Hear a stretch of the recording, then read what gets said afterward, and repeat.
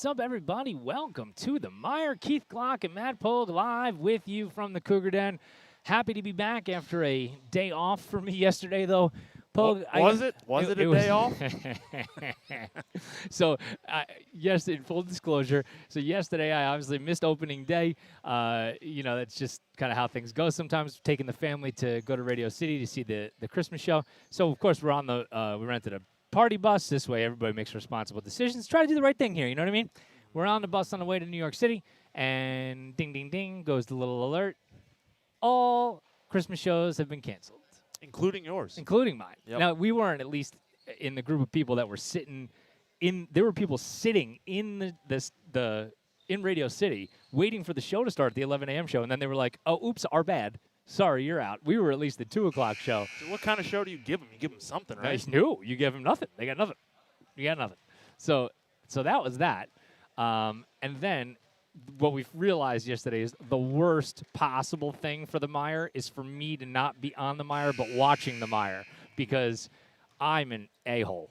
Like, that's just the nitpickiness of the crap that I am like, do this. I must have sent, what was the over-under on the number of texts I sent you? I'm going to go 36. In the first quarter? Yeah, I'm going to go over. Take the over. It was the bad. over. I stopped reading, but I'm sure it was important. I'm sure all of it was. I apologize to the 5 people who are listening. I'm sorry, Matthew, for what I did to you yesterday.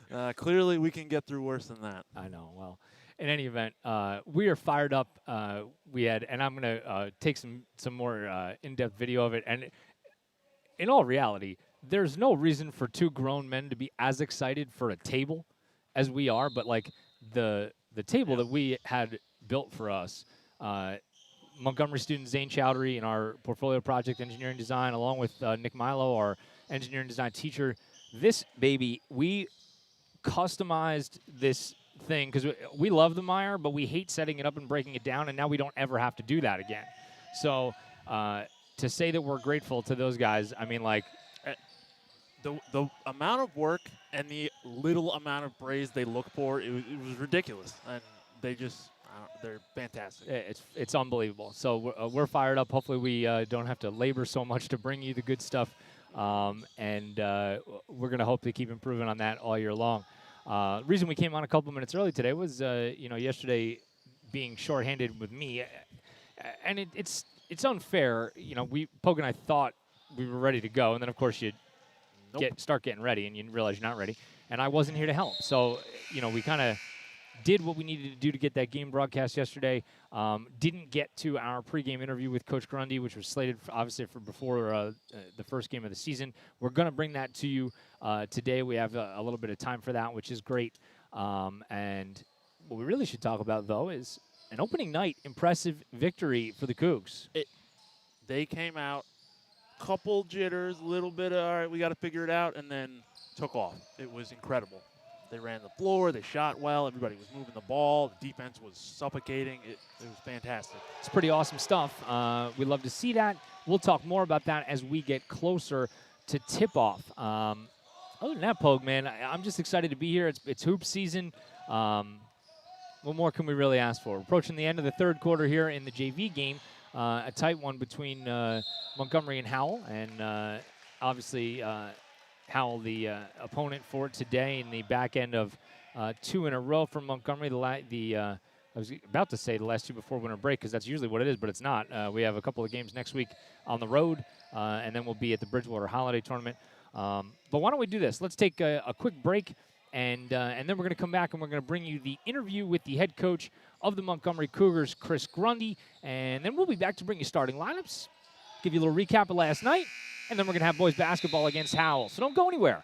You're caught in the MIRE. This is the Montgomery Internet Radio Experience.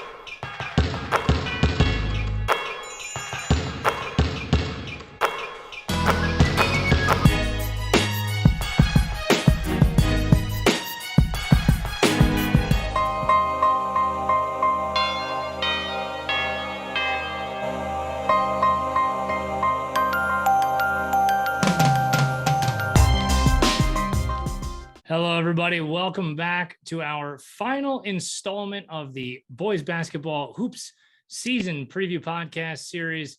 And I guess this is going to serve as our pregame interview as well, Coach. This is my favorite interview of the year. Oh, gee. This is dude, how many times have I said that to you? I absolutely love it. We get into most of the same things every year, and yet I'm still fascinated every year, year over year. Coach, just blank slate. How do you feel? Preseason is over. It's game day. Yeah, really excited. I mean, it's awesome to be back. Knock on wood. Hopefully, have a full season. Spectators, the whole 9 yards. As special as last year was, just to be back on the floor together. It was odd. It was no fans in the beginning, and then it was just senior parents, and then just parents, and so on. So the fact that at this point, and again, knock on wood, that there's no strings attached, and we're open for business. Just remember your masks and try to socially distance when you can. That's exciting, and I know the boys are very excited about that as well. This summer was normal stuff for us. We got back to our 6 a.m. practices here at the high school. Team camps, obviously we couldn't do those, but we did, our night scrimmages either at Montgomery or other schools. There was a summer league that started up at Peak for some of our younger guys, and we sent them over there. So, preparation was similar to what it has been in years past. We've had some really, really good scrimmages against some really solid teams, and the kids are playing well, man. They're excited for this game versus Hillsborough. Good buddy Tim Palick, who was the head coach at Bernard's for a while and always did a remarkable job up there, is the new head coach at Hillsborough, and he's got the boys playing well, and we're excited. Should be really, really good atmosphere, good environment, and we're excited for it. I can't even imagine what would happen if I gave you the questions in advance, because it's like you answer them all before I ask them, and that's why I don't give you the questions. So you are in a different position. You personally, Chris Grundy, you're in a different position right now than you have ever been entering a basketball season. You are now the athletic director at Montgomery High School, in addition to being the head basketball coach. Just hearing that, that sounds like a lot for anybody. So how is it living it?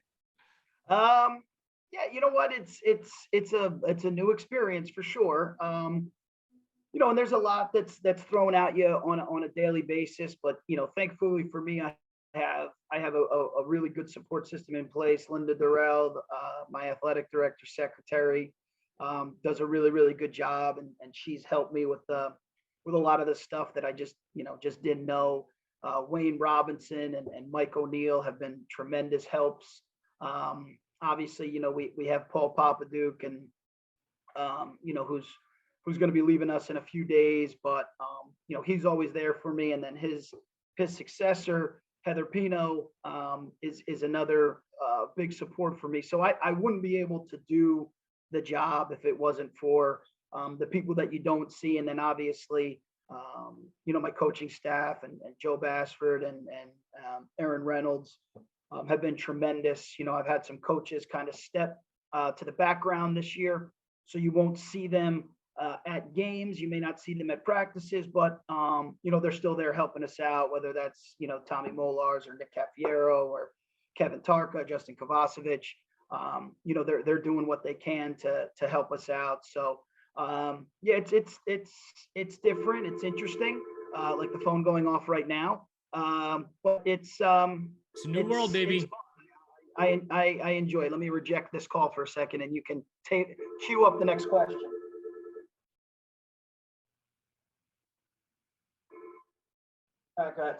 And not editing that out. It's not what we do here. Please don't. Welcome to the MIRE, baby. We just give you just raw. It's what we do.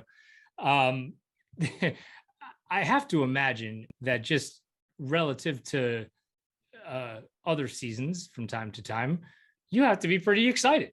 as you head into this one, because now for my money, there have been really talented guys that have come through here in the 15 years that I've been here.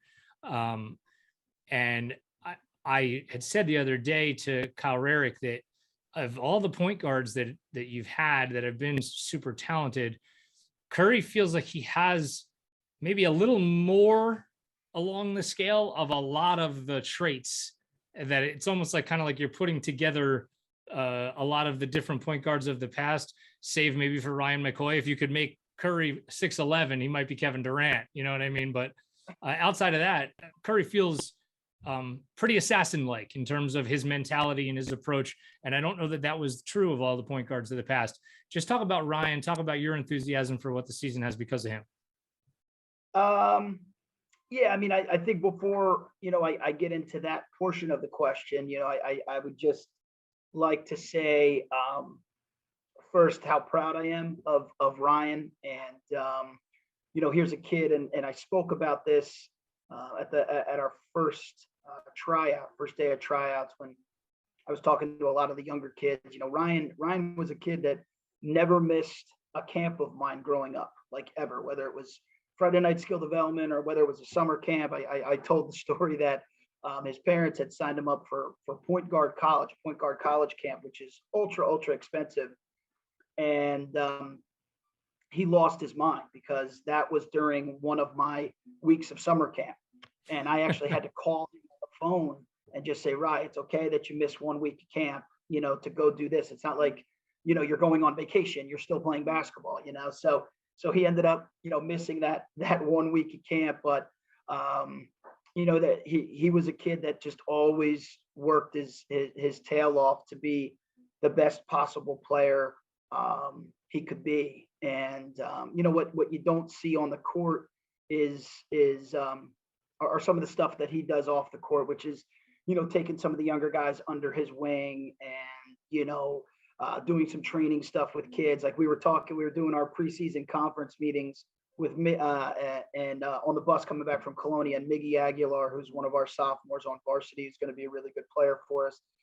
We were talking to him about, like, you have such an amazing opportunity because you get to work and learn and practice with Ryan. And he goes, yeah, Ryan and I just agreed that Ryan's going to help me for my pregame stuff, like go over some dribbling stuff with me. And there's, it's just a perfect example of the kind of kid that he is. And speaking to that, like, that's not just something that, well, maybe it is for some, but I would argue that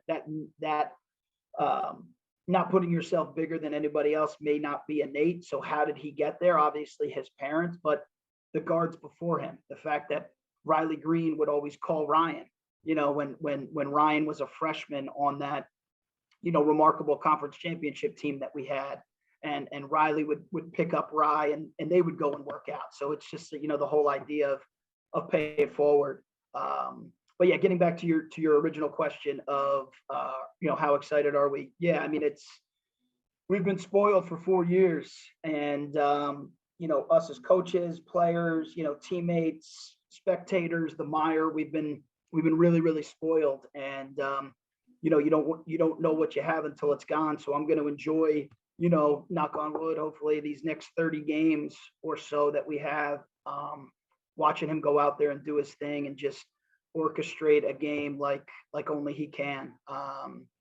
So we're excited for that for sure. I'm hoping 30 games would be great. If we get to 30, I feel like we're in a good space, Coach. We're in a good spot. Ryan Curry is not going to win a state championship for you by himself. You know what I mean? There's a reason why I think through the years you have been so successful, and it is because when you don't have prototypical star players, you don't have 4, 6, 7 athletic wings out here running around. You guys do this because you play together and you work together. What are going to be the most important things outside of Ryan Curry for this team to be successful? It's real simple, and it's not me being coy or anything. Like, we have to hit open shots. Like, that's what it's going to come down to. I mean, it's no secret that most teams that we go against who scout us well are gonna try to take Ryan away. So Ryan has a unique ability to find guys wide open, like literally wide open. And if we could knock down wide open shots, we're going to win a lot of games. If we can't knock down wide open shots, then we're not going to win as many. So again, I'm not trying to be elusive here, but it's really what it is. We got to step up and hit open threes, and then once you start hitting open threes, the closeouts become a little bit more intense, and then that's when you add the head fakes and you get to the rim and you finish and you get fouled, or you throw a dump pass to Gordy for a dunk and that type of stuff. So we're gonna have to hit the open ones for sure. You just mentioned Gordy. It's where I wanted to go next. If you rewind a couple of years, Gordy showed up here kind of like plopped on the desk like a lump of clay, right? And you got to essentially mold whatever you want out of him because he was so unfamiliar with the game. I was talking about it the other day about just kind of how far he's come. And we started talking about the old movie, The Air Up There. You remember that movie? It was from, we had to be in our teens. I mean, if we were teenagers, even then, it was Kevin Bacon, went to Africa and found a guy who was like this uber athlete. And he just never had played basketball before. And so I was joking. I was like, well, that's what we got with Gordy. It was just, didn't play a ton of hoops before he got to Grundy. So now he got to mold him however he wanted him. Obviously I'm joking about most of that, but I want to just get your take on where you've seen Gordy come from when he started out with you guys to where he is now. Yeah, he's been tremendous so far this preseason. This summer was the first year that he really started playing AAU, and I think coupling that with all the stuff that we do in the summer, which we don't have to go down that road because people know about it. So he was just playing a lot of hoops, and then that went right into the fall with all the stuff we do into the fall, and he just hasn't missed a beat, and he's been. Like I said, he's been great. He's been, getting all over the offensive glass. He's such a difference maker defensively, and he's been fortunate enough to learn from Rohan and then Chris Rabayo, and now it's kind of like his turn to do what they did, which is be a difference maker at the defensive end, and defense leads to offense, especially for us this year. Getting back to what we had just talked about, which is what teams are going to do to Ryan, and we have to score in transition. So, if Gordy's able to get that defensive rebound or block a shot and quickly outlet it to a guard and bang, we're down the floor. Or, getting a layup, getting an and one, getting an open three, that's huge for us. So, but he's been tremendous. He's really growing as a basketball player. He's growing as a person. He's growing as a leader. So he's obviously a huge piece of what we're going to do this year. You talked a couple of times already about other teams potentially taking Ryan away. Duh, right? I mean, I think it's kind of how I think most of us would feel about it if you were an opposing coach. You have and I said this again the other day on the podcast, that the most dangerous team I felt like we had was the 27-2 team, and mostly because when you see a very athletic team toward the end of the season, and they're probably top to bottom more athletic than you, they go after your first ball handler. And then that's usually successful. And then they can try to take away your secondary ball handler. And then that's, okay, so maybe yes, maybe no. And then if you have a third guy that can handle the ball capably to get you into your offense, that feels like a difference maker. Talk about the guys behind Ryan handling Josh and whoever else that's going to be, if it's Levy or, wherever, or Carey or whoever that is, and just kind of where you see that fitting into, a late season run.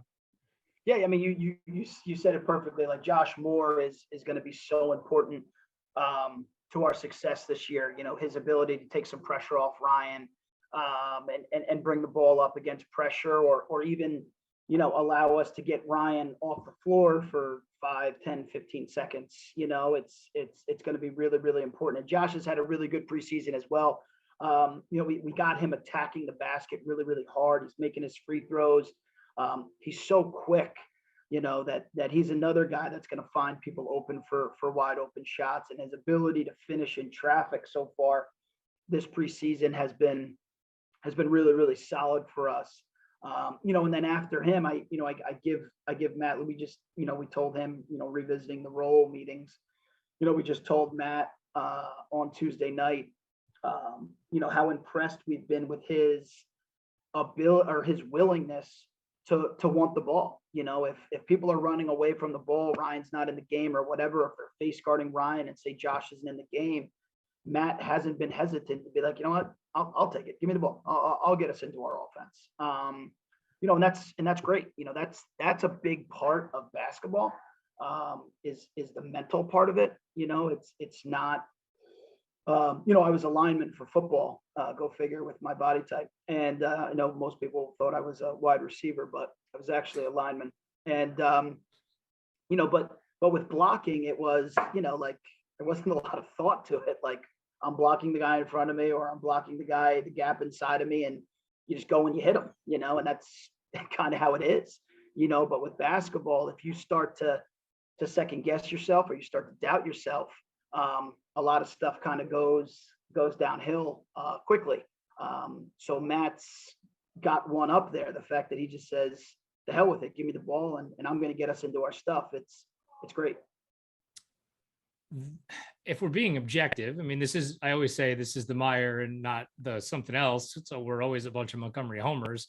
But if we're taking an honest look at some things from last season that we would be like, oh, okay, like not so great. And you touched on it for a second with Curry out of the ball game last year, some big leads became small leads. How do you avoid, I mean, like, is it just Josh Moore being ready now to be that guy, or how do you avoid falling into some of those traps that you did last year? That's a great question. I don't really know. I don't know if I have an accurate, or a good answer for you. When you have a really talented player, right, wrong, or indifferent, everybody kind of, including the coaching staff, kind of looks to them to make a play, and and if he's not on the floor, there's going to be some apprehension, and there's going to be some people freezing. You just hope as a coaching staff that you've done a decent job of putting your players in adverse situations where they're not going to freeze up, where, they're like, we're more than just Ryan Curry. We're going to make a play, and we're going to get to the rim and stop a run, or we're going to get a defensive stop, or whatever it is. So, as a coaching staff, we just have to maximize the talent that's on the floor, put them in the best situation to be successful, whether that's with Ryan on the floor, or with Ryan off the floor, or Gordy on the floor, or Gordy off the floor, whatever it is. That's on us as a staff. Like, we have to not only come up with good schemes, but we also have to give our players confidence to know that they're more than just one or two guys. Now, here's where a situation where I probably could have given you this question in advance and given you an ample opportunity to think about it. But again, we don't do that. So too bad. As I look back to a couple of years ago, when you had the 762 seniors on the team, and clearly you were not hurting from a leadership standpoint, but there were still guys that other teams knew they needed to focus on, whether it was Kevin or Riley or, whatever. Then there became, in my eyes, as I've looked back on it, other guys. Joe Ellicone comes to mind probably first, as I was thinking about it the other day, of a guy that I was just like, wow, he just hits big shots. Like, he doesn't care. He hit that big shot, to send you to overtime against Franklin, big shots against Hunterdon Central. Like, it just didn't seem to matter to him. The stage wasn't too big. So the question that comes from that is, was there anything that you saw in a guy like Joe, like, that led you to believe that he was going to be a guy that did that? Or did you, like, was that just a thing you didn't even see coming and happened? And if there were things that you saw in Joe, are there any things like that you can see in some of your current guys? I'm essentially asking you to predict who the big shot maker is going to be here, Coach. Okay. So with Joe, I mean, he was a three-time varsity letter winner. So the games that you're talking about happened his senior year. So like he had a chance to kind of grow into that role a little bit. Was there anything that I saw in particular? No, but I trusted him. We tell our guys all the time, like, you're on the floor because we trust you. So, we trusted him to take big shots and hit big shots. And he did. And he was, really good at it. If you ask who this year, I mean, again, not to be coy or whatever, guys are on the floor because we trust them to be on the floor. So, anybody is capable of hitting those shots for us. In regards to something that I mentioned earlier about us hitting open shots, we're hoping that Luke Smith, we're hoping that JT Simborski, we're hoping that Matt Levy, are guys that can hit those open shots when they're there. Educate me, educate the audience on who this year, like, what does the conference look like? What's the slate look like? Who is the big movers and shakers? What are we on the lookout for? Yeah, I mean, the conference, as always, the division's really, really tough. Rutgers Prep is Rutgers Prep. They go out and they get, whoever they want. And then Immaculata is going to be really, really good this year. They got, they were young last year and all those guys are back. They lost one kid who transferred over to St. Joe's, but, they're going to be really, really solid. Jay Gomes, who runs NJ Hoops, has them preseason top 25 in the state. So that right there, I mean, you have those two teams that appear to be the cream of the crop in our division. Ridge has a lot of their guards back and they can really, really shoot it. Obviously old friend Kyle Rearig. I know he hates when I say old friend. So old, present, and new friend. We'll get them all taken care of there. He's second to none in regards to X's and O's and being a coach. So he'll have his guys ready to go. Phillipsburg's always tough, run their flex offense and they run their matchup zone or their 2-3 zone and, do a good job. And I think if we hit shots and we play with confidence and we do all the things that we've shown the ability to do this preseason, we're going to be a tough out as well. So I'll say it, county conference and state, since we know that's, those are the goals. Yeah. Where do you think things stack up, as you look in, is your team, and I'm not asking you for a prediction. I'm asking you essentially, how equipped do you feel your team feels they are to do that? Do they feel like they're an underdog? Do they feel like they're a favorite? Where do they think they come in on it? I mean, I think we're realists. I mean, I think that, even Riley and Kevin, Rohan and those guys, their senior year, if you would have said, are you going to beat Rutgers Prep twice? I don't think they would have said, 100% yes, with certainty. Are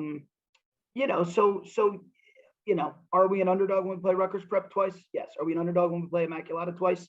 Probably. Are we an even bet with Ridge and North Hunterdon, and Phillipsburg? Probably, most likely, who's ever playing home. But again, man, you can never, FanDuel and DraftKings and all those stuff, like you can never measure a team's culture, and that never factors into it. And I would like to think that our culture is second to none. And I talked all about that at the tip-off dinner last night, and these guys expect to win. I mean, we've won 7 conference titles, in the last, the hell is it, 13 years, 12 years, something like that. So our guys expect to win. We have a culture of winning. So that's big. That's really, really big in high school athletics. So, we're going to go into every game expecting to win, whether we're playing, Hillsborough opening night or whether we're playing Gill in the county championship, who's nationally ranked, by the way. We're is that good? Yeah, I think they're pretty good at basketball. Good. But okay.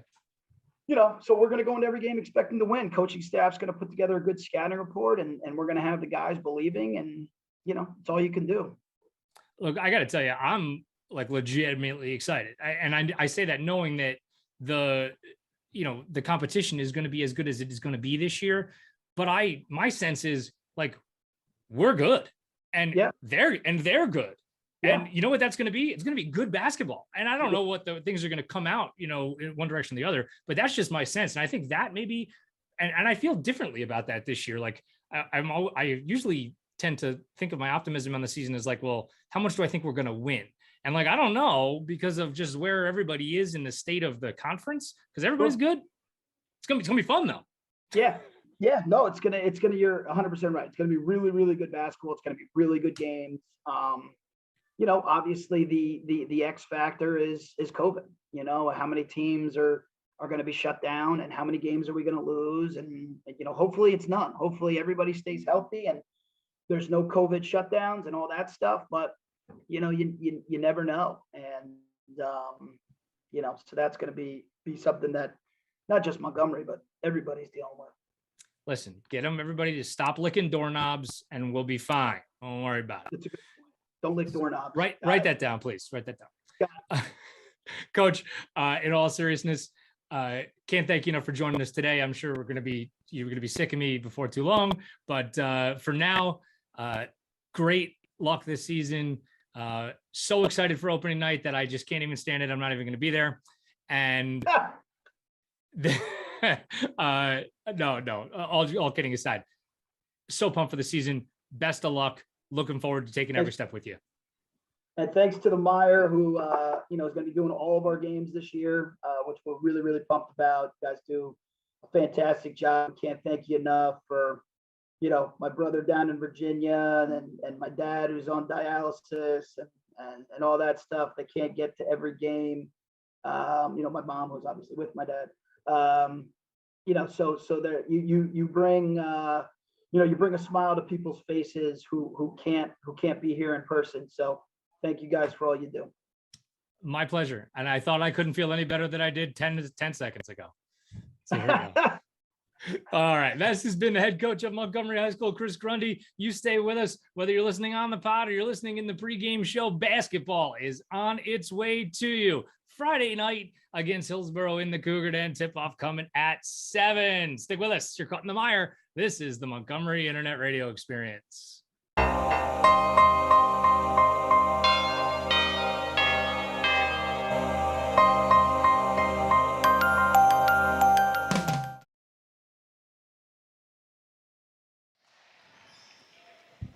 What's up, everybody? Bringing you bonus basketball on the MIRE. JV in overtime. Cougs on a bit of a run here in the JV, and we're going to come up with another steal as Magnus Wallace races the other end and has his shot blocked, and then 2 Cougars couldn't corral it. Need a little bit of communication there, Pogue. Yeah, that's my thing. I know about that.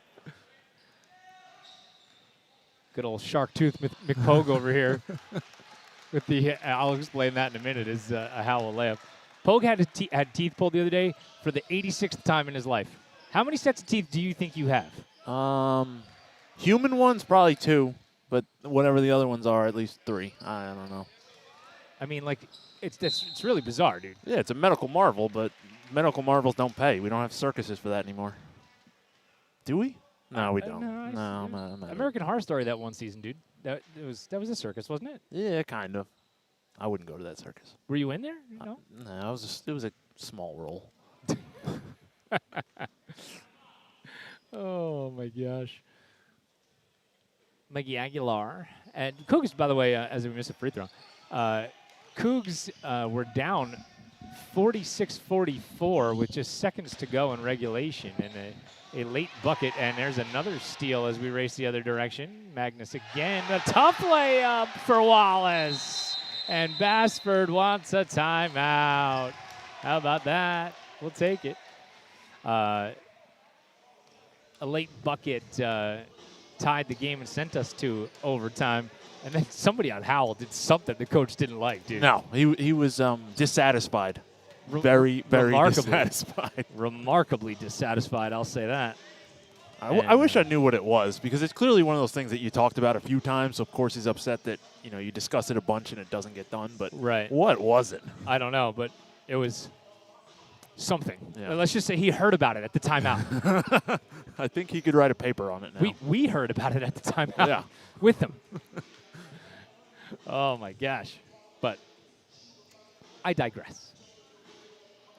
So happy that we were able to bring you the whole of the Coach Grundy interview. I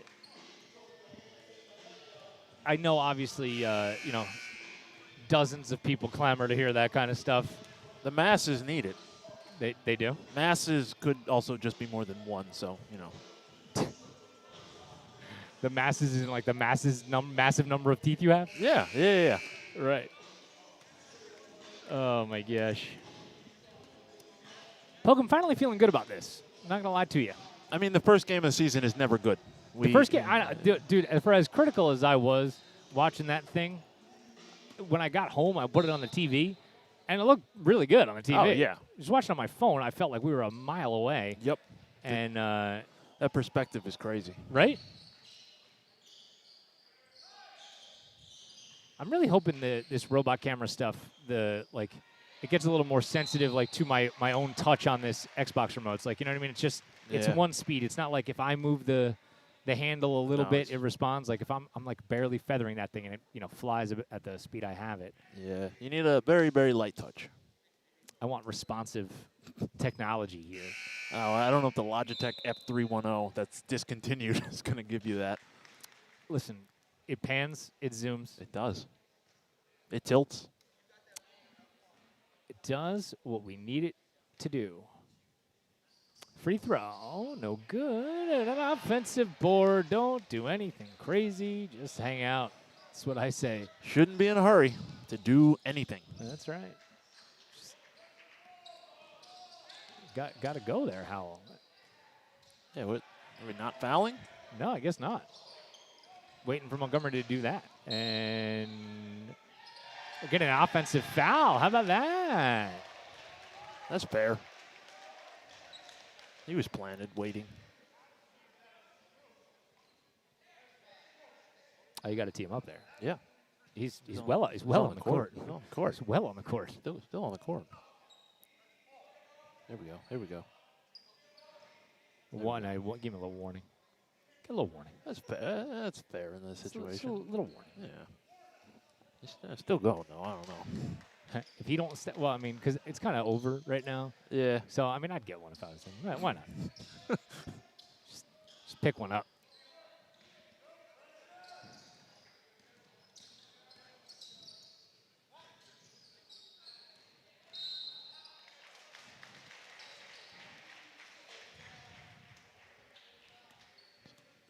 I don't get it. What if you're gonna foul?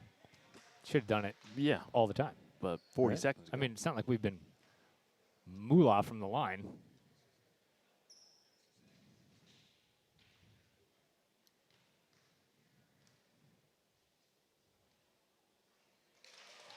So, listen, maybe that's the reverse jinx I got to start employing.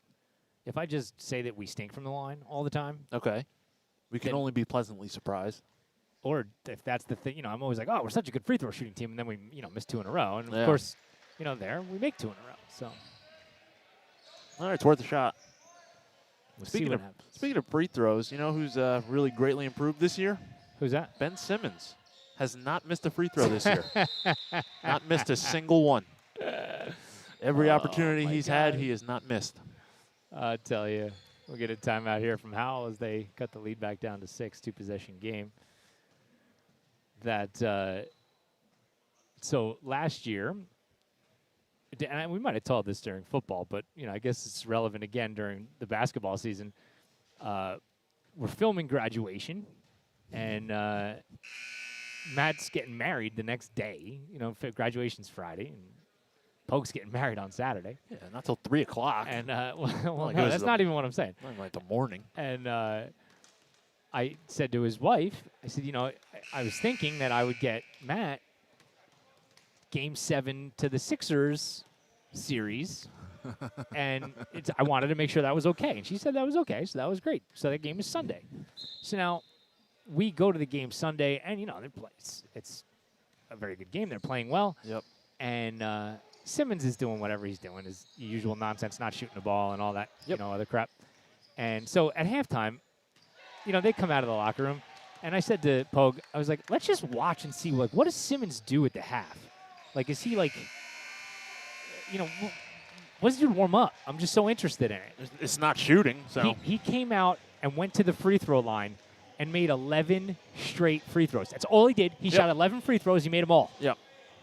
He went to the line in this one time in the second half, and he went 1 for 2. Yeah. I think the basket changes for him, when it's real game situation. Oh, my God. It's unbelievable. He is a head case. That's for sure. So the JV has defeated Howell in overtime. Ended up running away with it. We got about 15 minutes until tip-off. We're going to step away really quickly, and so that I can finish a couple of the small duties that I have in terms of getting our starting lineups and everything ready. And we'll be back. We're going to preview today's game against Howell. We'll give you a recap of last evening's win over Hillsborough. And all of that is coming up before the opening tip-off. Game 2 of the 21-22 season is right after this. You're caught in the mire. It is the Montgomery Internet Radio Experience.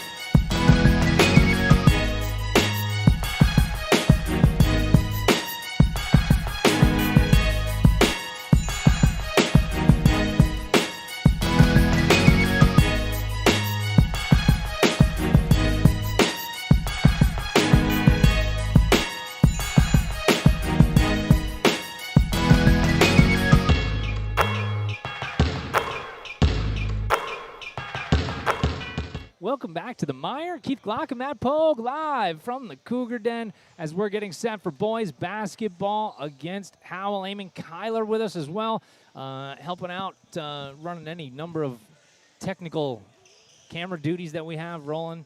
Matt, let's talk last night. A 20-point victory over Hillsborough. A game that was probably maybe a little closer than we thought it was going to be for the first half. And then once we got really into the third quarter, things really got rocking and rolling, and started to kind of click, on both ends of the court, and the things that Montgomery really wants to be the staples of who they are and how they play really started coming to fruition. Oh, defense easily at the forefront of it because they were just suffocating. They were rotating. They were helping. It was difficult for, Hillsborough to get any shots off, and when they did, they get the rebound, they run out, and, they're getting the transition hoops they wanted. And, Curry cutting down the middle of the court with a head of steam is, nobody wants that on the other side. But it was just incredible. And then the spacing that he creates just based on what he can do once he gets in the paint and then kicking out to all the shooters and Levy benefiting from that, it's going to be a good year. Yeah, you alluded to somebody who I wanted to talk about, obviously, at the forefront. Curry, 19 points last night, led 4 Cougars in double figures. But Matt Levy, 17 points. A really impressive evening from the junior. And, we had alluded to it in, my interview with Coach Grundy that we just saw, that Curry's not going to win a state championship by himself, and it's going to be other guys. Can we hit open shots was Coach Grundy's response. And obviously you would hope that there's some consistency across the players that are doing that because that just helps you out. I think if you're searching for who it's going to be every game, that can be a bit chaotic. If Matt Levy can give you 17 a game, I mean, I don't know that that's realistic, but no. So let's say he gives you 12 to 15 a game. Sure, take it. Right? I mean, you'll sign up because Gordy's probably going to be somewhere in a double-double range, every game, whether it's somewhere between 8 to 12. If Levy gives you 12 to 15, Josh Moore gives you somewhere in that 8 to 12 range. Curry can go somewhere between 18 and 25 any game. Because they need to divvy it up because eventually people are going to wake up and realize, all right, we're going to face guard Curry. We're going to double him. We're going to try and trap. And other people just have to be ready to shoot. And if that's the case and we have more Szymborski, Levy, getting the ball just open, it's going to be a good thing. I don't think that they're so unselfish, though. That makes me a little nervous that even if it's a hot hand, I feel like somebody might pass up the shot just to give it to somebody who maybe is a little more open. But we'll see. You got to hope that ends up, playing itself out in the long game, though. Yeah. I would say. Josh Moore, I want to talk him a little bit because he ended with 10 points last night. As you said it, as we were talking off the air, lived at the free throw line last night. And I feel like if anybody looked more comfortable towards the end of the game compared to the beginning of the game, it was Josh. Yep. And just getting into the paint, drawing contact, taking the pressure off of Curry at times when they were both in the game. As Curry would allow Josh to bring the ball up. I think that's going to be really important because Curry's usage rate is going to be huge, off the charts. Yeah. I mean, Josh is going to have a big role just in the sense of handling the ball because eventually, the doubles are going to come, and if he can still penetrate and make that double not an effective option, it's going to be huge for Curry and everyone else. But, I mean, if he's that comfortable taking that much contact, I don't really see any reason why anyone's going to have an issue, with that this year. I mean, you want Curry. I mean, if Curry could play 32 minutes every game, you would do it. You just gotta hope that you don't end up burning him out. Yep. And as we know, winter season, it's long. You play a lot, and not that he doesn't play basketball every day of his life. He does, but there's nothing like game shape. You know what I mean? It doesn't matter how hard you train. When you're not playing in games, that first couple of weeks is like, Well, starting off with a back-to-back, that's tough too. Yeah, but I mean, he is not somebody either that plays himself into shape. I mean, he's very fit. Let's not pretend like he looked tired yesterday. That was not the concern. I think the thing that was, it's impressive, obviously, but I don't think it was unexpected. Of his 19 points, there's some spectacular ones in there. He got some easy buckets, man. Yeah. And they are self-created easy buckets. Yeah, well, they're easy as the finish goes, but Well, that's creating what I that- mean. Yeah. It's to get into the paint the way he did that's difficult. It wasn't even pick and rolls either. It was more just hesitation, a little bit of speed burst, or just a quick crossover and getting in, and finishing with either hand is a lot of opportunities for him. His change of direction, and as you said, the start-stop. Yeah. And it's one thing to start-stop, but the acceleration out of the stop Yeah. is, for a high school kid, remarkable. And he doesn't go east-west. He doesn't waste the energy. As soon as he gets the hesitation, he goes to the hoop, because if he gets you leaning forward, he wants to go behind you. There's no sense in crossing somebody over for the sake of it. I mean, there is sometimes, but Well, but think about it. Like, what is one of the most common things that when we're teaching kids when they're younger that they don't do well? Yeah. They are too east-west and not enough north-south. yeah, put your foot in the ground and go. Right. I mean, you see how many times you see kids do spin moves in whatever sport it is, Yeah. and all they've done is spun from here to here, and Yeah. it's nothing this direction. No, they let themselves now be able to juke left more. Right. It's Yeah. just like, all right, I guess it looked cool, but The defender took one step to the right and was like, Yeah. I'm still here, bro. yeah, it's like chess. Just I'm with you. Not even a thing. Howell, and this I think is, a unique situation when you can say you've played a game and the other team has not. I mean, it only happens, obviously, pretty much, maybe once a year if it does, and that is the case here today. So whatever first game jitters there were, Montgomery got them out of the way last night, and Howell's going to have to go through them today. So I think that, I'm not talking like it's not like minus 25, you know what I mean? And if Vegas was making the point spread on that, but maybe a couple of buckets. Yeah, like 6. Yeah. 6. I mean, just the fact that it's an away game, too. Nobody likes doing that. Nobody likes the first game that you play that's real and counts to be, we got on the bus, we got up earlier, we didn't have our locker room, we didn't have our normal stuff. Like, nobody likes that. Yeah. So that's probably a good segue to tell you what we have coming up over the next couple of weeks between now and the new year. Obviously, this is the back end of a back-to-back, both home. Last night a win against Hillsborough, today a home game against Howell. This coming week, we go on the road again for a back-to-back, Wednesday, Thursday. This was another one that was supposed to be a little earlier in the week and then ended up getting pushed to Wednesday because of the retirement dinner for outgoing principal Paul Papaduke. But Wednesday will be at West Windsor South at our normal 7 p.m. start time, so pregame 6:30. And then Thursday night, or Thursday evening, I guess it's not even going to be night, we will make the trek up to Annandale to throw a birthday party for Kyle Rarick and the North Hunterdon Lions. And that tip-off will be 5:30, so we'll be live to you 5 o'clock up at their place. And then we'll take a break for Christmas. And then we have the holiday tournament. We'll be heading up to Bridgewater on December 28th and December 30th. December 28th will be a 4 p.m. tip-off, so we'll be live at 3:30 up at Bridgewater. And that will be against the home Bridgewater team. Then on the 30th, it's a 10 a.m. tilt against Plainfield. And that one's going to be fun for us, Matt, because many of you know we have a partnership with Plainfield because when they had noticed the MIRE, they said, this is the thing that we would really like to do over here in Plainfield. So we've been working with their students for the last 3 years to get this thing rolling, and they are rolling, baby. We got a little bit of a push, and they took it the rest of the way. No doubt. They started a YouTube network called QTN, so if you don't follow them on YouTube and social, please do. It's Plainfield QTN, and we're going to do a little dual broadcast with them. So we're going to work with some of those Plainfield kids. Pogue will be working on the production side. We'll be doing a little play-by-play color with them as we take on the Cardinals at that 10 a.m. tilt. So that'll be live at 9:30 on the 30th. And then we'll take a break for the new year.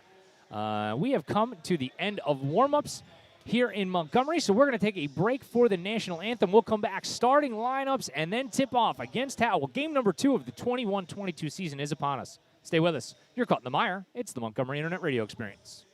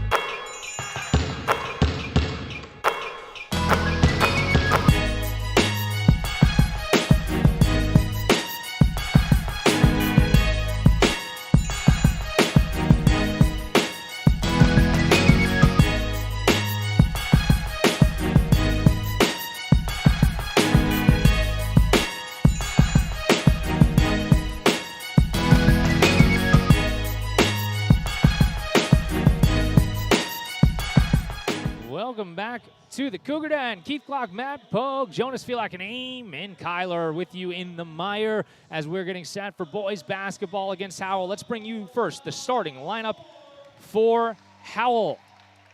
Zach Emery will start at guard along with Joe Dupuis, Nick Gallo, Dylan McVeigh, and John Diab. We'll round out the starting lineup for Howell. And let's bring you the starting lineup as you hear them announced behind us for the Montgomery Cougars. Josh Moore, sophomore, point guard. JT Szymborski, junior, guard. Aryan Gordy, senior, forward. Matt Levy, junior, guard. Ryan Curry, senior, guard. Not too bad, Pogue. Better than yesterday. Couldn't have been worse. We got it. We got it.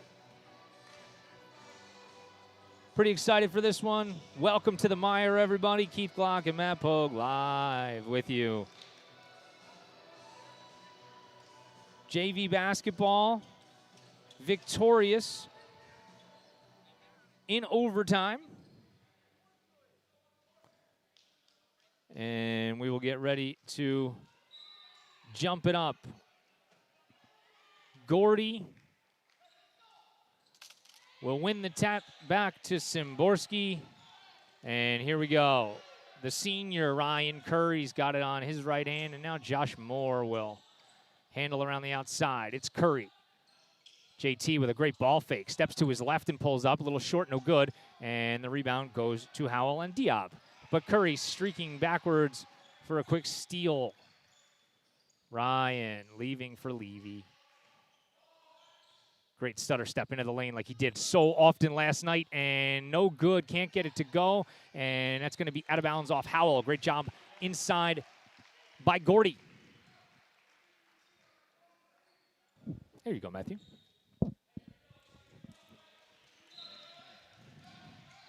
Moore will inbound. And Gordy looking for Curry.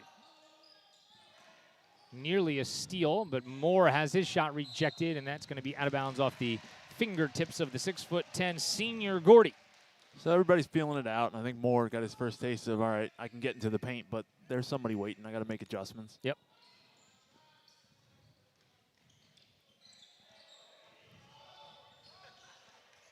Some jitters early for Howell as they work around the outside, and now feet up top.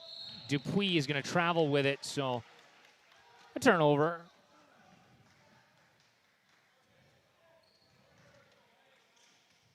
Everything okay, Pup? What do you need? You got to get Jonas. Get him Figure over. out what's going on? Yeah. Got to get my man back over here. Check, check. No? He has to leave that thing open. You can go get him. Take that thing off and go get him. There you go. Another turnover for Montgomery. First foul of the game. That one's on Szymborski.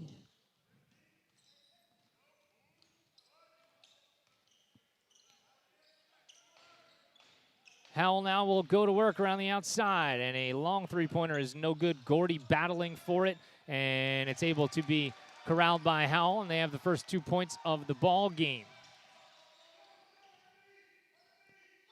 Josh Moore works with Szymborski around the outside.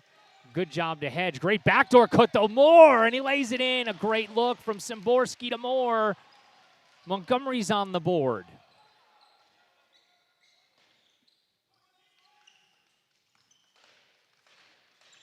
Howell, Shore Conference. First game of the season as a backdoor cut the other way. And we're going to get an offensive foul. And there it is, Szymborski again, as JT Kyle Rarick said it in our preseason interview that perhaps he would leave Montgomery in his career as the school's all-time leading charge taker. I don't even know if we have stats on that, but that could certainly be true by the time it's all said and done. Moore hit the deck, and Curry with a rare mishandle. But Gordy goes to help him out. He tries to force one into Moore, and the referee ends up hurting Howell on that one. but nothing he could do there. And I actually think that one probably ended up hurting a little bit more than just Howell on that play, because it prevented Szymborski actually from going for the ball. So you see Josh Moore bringing the ball up here. We talked about it in the pregame. Anything to give Curry a little bit of a break. Szymborski, though, has a little bit of room, and his corner three is good. Shooter's roll from JT as he went front rim backboard and in. That was the friendliest roll I've ever seen. Well, that's what happens when you're a good shooter. JT nearly picked up a silly second foul on that there. Pogue working hard to get our other technology up and running. And if it's not, why don't you just give him the old phone gimbal, Pogo? Yeah, we're going to have to. It's okay. Can do that right now, matter of fact. Get it all set up for you. It's because I like you that much. I feel like there's some guilt in that statement. Not at all. Eamon, why don't you throw a headset on, buddy? There's one sitting right in front of you. Absolutely no reason for you not to be able to hear what it is we're saying, and I just turned your microphone on, buddy, so you can speak anytime you like. Say hello to everybody, Eamon. Hello. There you go. All right. All right. Welcome. Welcome See, to the the broadcast. start of an illustrious career. There you go. Give that one to my man and send him on his merry way. Jonas, you may want to unlock your phone. Could you have still heard us? Because even when you were all the way over there? Oh, okay. Then you don't need to unlock it. There you go. Fantastic.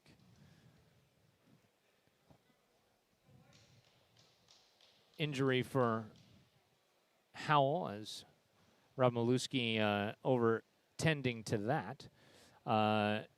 Montgomery, as we alluded to, 1-0 after a 20-point victory last night. Just a little bit of a bloody nose there for Howell. Dylan McVeigh, no worse for the wear. I'll get that thing stopped, I'm sure, and then... Those are always frustrating when it doesn't hurt, but you know you can't play yet. Yeah, absolutely.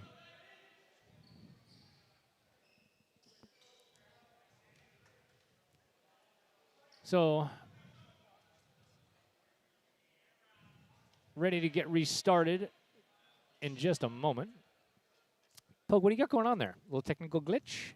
Yeah, I don't know. Channels are matching, everything looks good, and then No bueno? the result is not good. Swap out that cord, perhaps? Yeah, we're going to have to. Something up with that one, too. It's weird. Yeah, it's always Well, weird. you know, I can tell you right now what one of the oh, no, I was going to say, why don't you just try? No, that's not it. I was thinking out loud. I got to stop thinking out loud. Let's just watch basketball. What do you think? Hey, there's an idea. I'm going to let you do your job now that I can talk to Eamon. Josh Moore will handle for the Cougs. They lead it early by a point here as Gordy will handle for Curry. And you see the ball pressure. I think he's going to see a steady diet of that all season long. Gordy now goes to work on the block, and he has his shot blocked, and it will end up going out of bounds. Curry, though, give him a thumbs up and says, don't worry about that one, my man. Yeah, still the right play. You know, the outcome will come, but you made the position you wanted.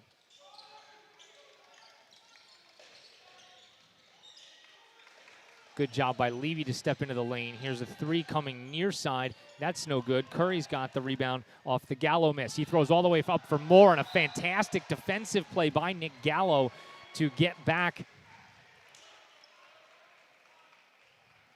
Staying in front of everybody there. Yeah, so there's clearly first game jitters, and I think it might be a little contagious. McVeigh looks like he's ready to rock for Howell and get him back in the game as Curry comes off a screen, and he'll use some hesitation dribbles to try to get to the baseline. He feeds all the way back up top. And good job by Howell to recover defensively there. Szymborski throws a wild pass near side, and there was miscommunication. Howell the other way in transition ends up in an easy layup for Joe Dupuis. Szymborski and Moore now.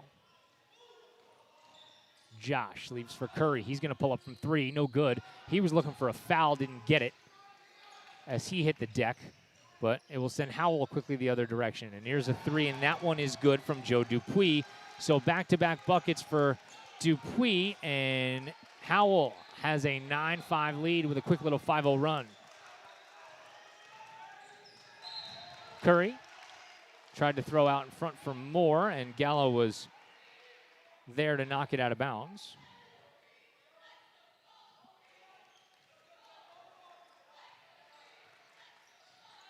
Pogue checking on our scoreboard issues as Curry goes behind his back. Great feed inside, and Levy finishes nicely.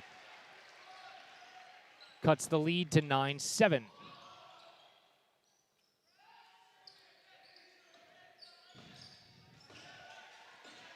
Szymborski's going to come up with a steal. Curry, he'll go into the lane quickly with a first step and lays it in.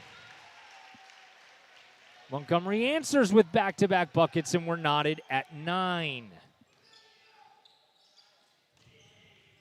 That's what Montgomery really can do so dangerously, is just put these runs together as Dupuis goes for the corner. And you could see that Montgomery has the scouting report out, as they'll let John Diab, I'm sorry, shoot from the outside if he wants to. Matt Davino getting set to check into the ball game for Montgomery at the next stoppage. Diab, again, will leave it for the outside. Szymborski with a physical play, no call. And there's a long two-pointer, no good, and Gordy's got the rebound off of the Mark Tango miss. The dynamic senior point guard will go to work the other way, and we're going to get a foul on the floor. It'll be the second team foul against Howell, the first of the game against Mark Tango. Got that issue fixed up over there, Pogue? Nope. No, don't? Nope. Not sure what that is? I have no idea. All right. Wish I knew. Curry off the screen, and that is going to be no good. And I'll say it's out of bounds off Howell. I didn't mean that. I meant the scoreboard. Oh, yeah. Yeah.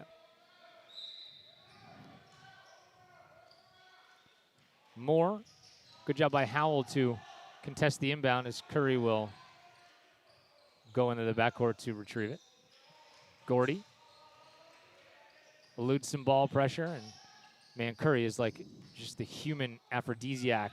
Levy goes to the lane with a scoop shot, right hand, and Matt Levy continues to impress in the first 2 games of the season. I wonder if Bartholomew is going to adopt him, as Curry comes up with another steal, leading for Gordy, and Gordy has it knocked out of his hands, and they're actually going to say that's out of bounds off Montgomery. That's a fantastic play by Nick Gallo. Yeah, he threw it right off of Gordy at the last second there. Last year he adopted Matt Prescott. I don't know, maybe does he need to have a Matt under adoption? Maybe this year it's Matt Levy? I think so. Is it the name Matt? Is that what Well, it that's is? what I'm saying. I don't know. He hasn't adopted you yet, so. No. I've asked. He just won't Says do no. it. He does have sinkholes out there on that property, though. You don't want that. It's a dangerous place. That's right. Davino, who's right in the game, comes up with a rebound.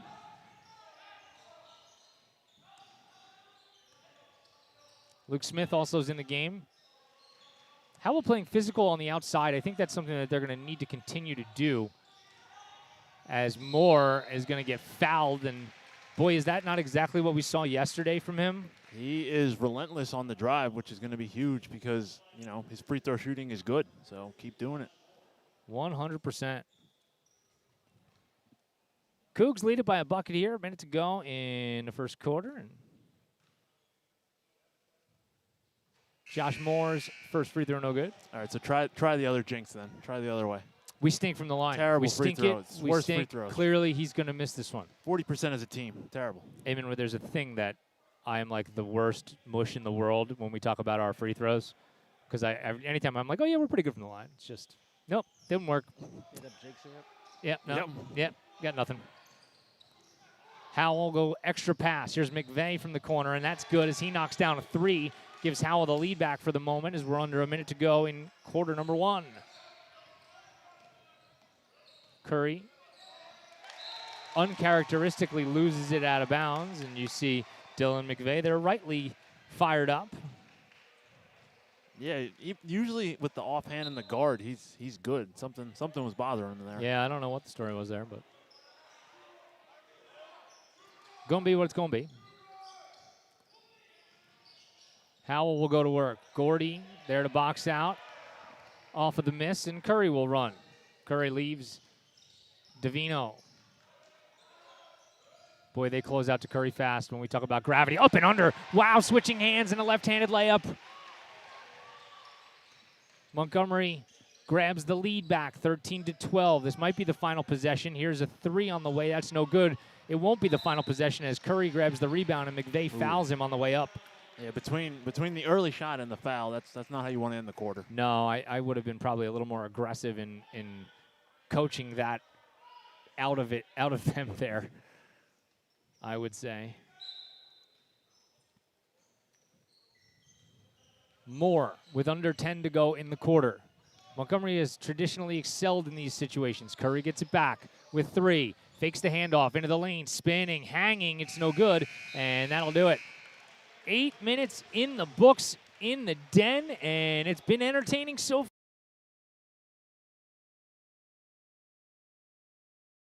Up by one, 13-12. Stay with us. We'll be right back. You're caught in the mire.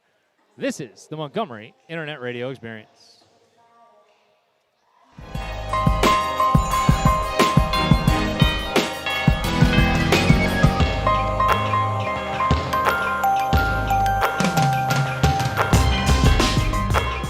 Hello, everybody. Welcome back to our final installment of the Boys Basketball Hoops Season Preview Podcast Series. I guess this is going to serve as our pregame interview as well, Coach. This is my favorite interview of the year. Dude, how many times have I said that? We get into most of the same things every year, and I'm still fascinated every year over year. Coach, just blank slate. How do you feel? Preseason is over. Really excited. I mean, it's awesome to be back. Knock on wood. Hopefully, we have a full season. Spectators, the whole 9 yards. As special as last year was, just to be back on the floor together. Do that. Welcome back to the Mire. Keith Glock, Matt Pogue, Eamon Kyler, and Jonas Felak live from the den as Montgomery and Howell are locked in a good one so far. And a nice driving layup past Gordy. Damian Padilla, nicely done with the left hand there. They throw a double quickly at Moore, and Josh handles his way out of it. They try to stay on it as Smith splits a couple of guys, but they're going to get a travel. A little bit of a late call, but a good one there. I think that was certainly the correct call. Yeah, the jump stop, it needs to be a fluid thing, and then once it's not, something's up. Yeah. Padilla again as he goes between his legs and now leaves for Dupuis. McVeigh, a three. That's good. Second of the game for Dylan McVeigh. Curry's respite on the bench short-lived as Gordy throws a hellacious pick, and Moore is going to get himself to the free throw line again. I think you're going to be saying that a lot this year. I mean, how often do you say that you need points when the clock is stopped? All the time. All the time. We say all the it, time. right? So now, obviously, Moore's got to make free throws, but just getting himself there is 90% of the battle. And he's willing to do it, though. I mean, it's not an easy thing either. You usually have to pay a little bit of a price for it.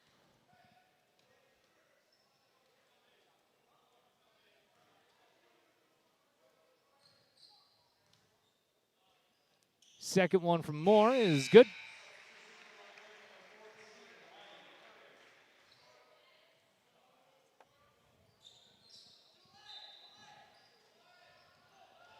So Curry back in the game. Montgomery trails it by 2. Howell giving the Cougs all they can handle so far in their first game. And here's McVeigh again as they leave him open, and he's 3 for 3. Little did we know that maybe the bloody nose was the best way to handle him. Got him going. Yeah. Oh, Davino with a great crossover as he goes to the baseline, feeds inside, and no good on the layup attempt from Kerry Wong, and then you're going to have a foul. So this is a little bit of the same feel as that first half against Hillsborough. Things weren't quite going to plan, but yep. They're feeling things out. 3 of the team's 5 starters on the bench so right now for Montgomery with Gordy, Moore, and Szymborski. And that's just a careless turnover for Howell. And sometimes you need a couple of those, right? You'll take them wherever you can get them. I mean, the key is doing something with it. Yeah. Levy, as they try to go to the post for Curry, as he comes down with it, throws back outside. Luke Smith, a corner three. That's no good. And Howell's going to try to run out. Here comes McVeigh. Curry running underneath him. And Kerry Wong could not save it out of bounds. It was actually a really good decision by Curry there to not touch that thing. Yeah. He did all the hard work. Just Yeah. leave it alone at that point.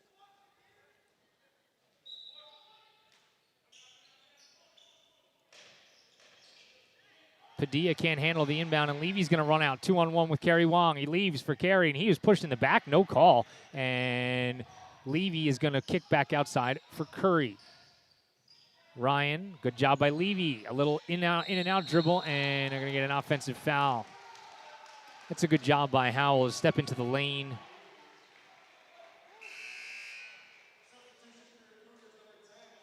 Gordy's back in. Luke Smith will get a break.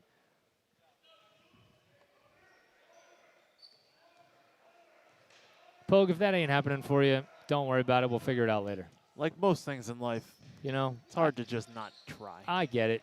I'd rather have you here and present with me than, just working on that, because nobody wants to hear my voice all game anyhow. I have heard that. I got to tell you. Me chief among them, I can tell you that.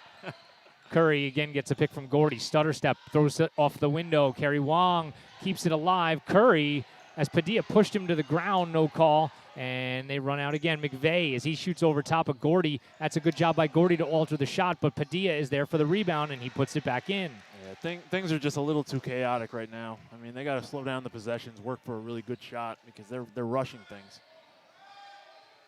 Something we talked about a couple of days ago with, them face guarding Curry. So Levy saying, no problem, I'll get us into what we need to get into. Gordy thought about a three-pointer and thought better of it. Kicks back outside. Levy, though, capably no good. And that one is out of bounds.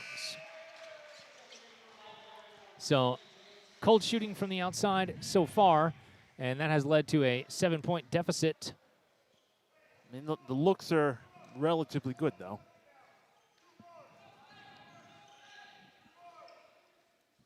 Yeah.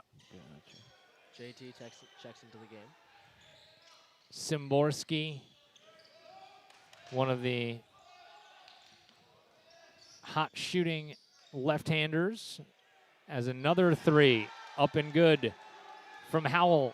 That time, Zach Emery. So where Montgomery has struggled,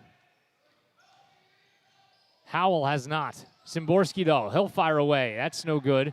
And he tried to draw a foul but couldn't. And because he was on the deck, he ended up not being able to get back on defense, but to no matter, as Montgomery was able to recover. Full timeout for the Cougs, and we'll take it with them. We'll be right back. Montgomery trails it by 10. You're caught in the MIRE. It's the Montgomery Internet Radio Experience.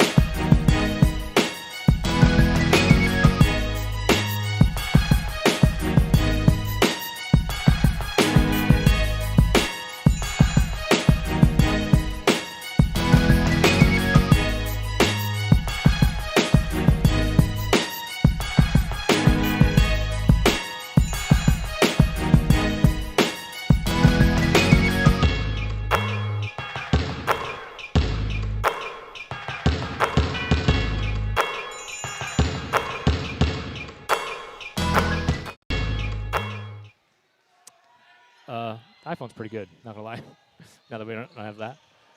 Welcome back here to the MIRE. Keith Glock, Matt Pogue, Eamon Kyler, and Jonas Felak providing all the action for you as Gordy starts it and Moore tried to end it. but couldn't. Szymborski went for the steal and missed as Zach Emery will handle over the midcourt line. He's looking for his second in a row. That's no good short.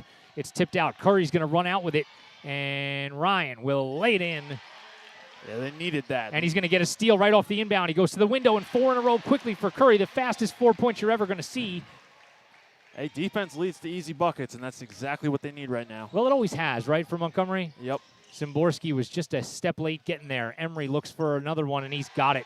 Boy, that's tough with a 7-foot Gordy charging out on you. That's about as good of a closeout as you can have. Montgomery's got to just knock down a couple of these open looks from the outside, and Moore will leave for Levy. And Matt goes strong with the left hand, no good. Curry decided that he couldn't go for that one, and instead it'll be Levy who picks up a foul, and it's going to send McVeigh to the line. Yeah, it's tough when shooters are making shots. I mean, especially when you're doing things right on defense and rotating, it's hard to not hang your head for a second. Yep.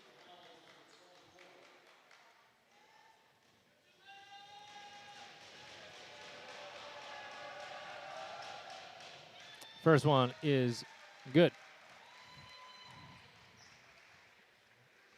Do you change up the defensive scheme? Like, what do you do when the shooters are like this?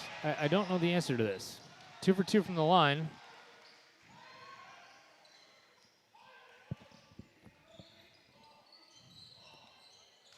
So the lead is big as it's been all morning, afternoon. What day is it? What time is it? Good night. It's Tuesday, October 1st. October? Yeah. Szymborski. And he's going to get bailed out with a foul as the ball ended up going off of his foot and out of bounds. We'll take it. Always. We will take, especially right now, we will take it. You're getting a look at our new sideline camera action. Jonas Filak doing a great job down there for us. As right off the inbound, a 3 is no good. Curry tried to follow his shot, no good. Padilla will throw up ahead. Szymborski there to challenge, and JT is going to get called for a foul. 5th team foul on Montgomery, and the 2nd on Szymborski. Yeah, this is tough. They need something to get them going. They're getting looks. Yeah. Just gotta knock some of them down. Luke Smith maybe going to provide some of that as he gets set to check in.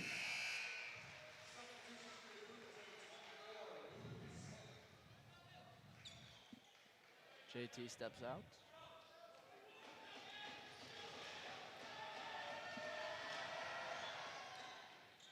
Second one is no good for Howell as McVeigh.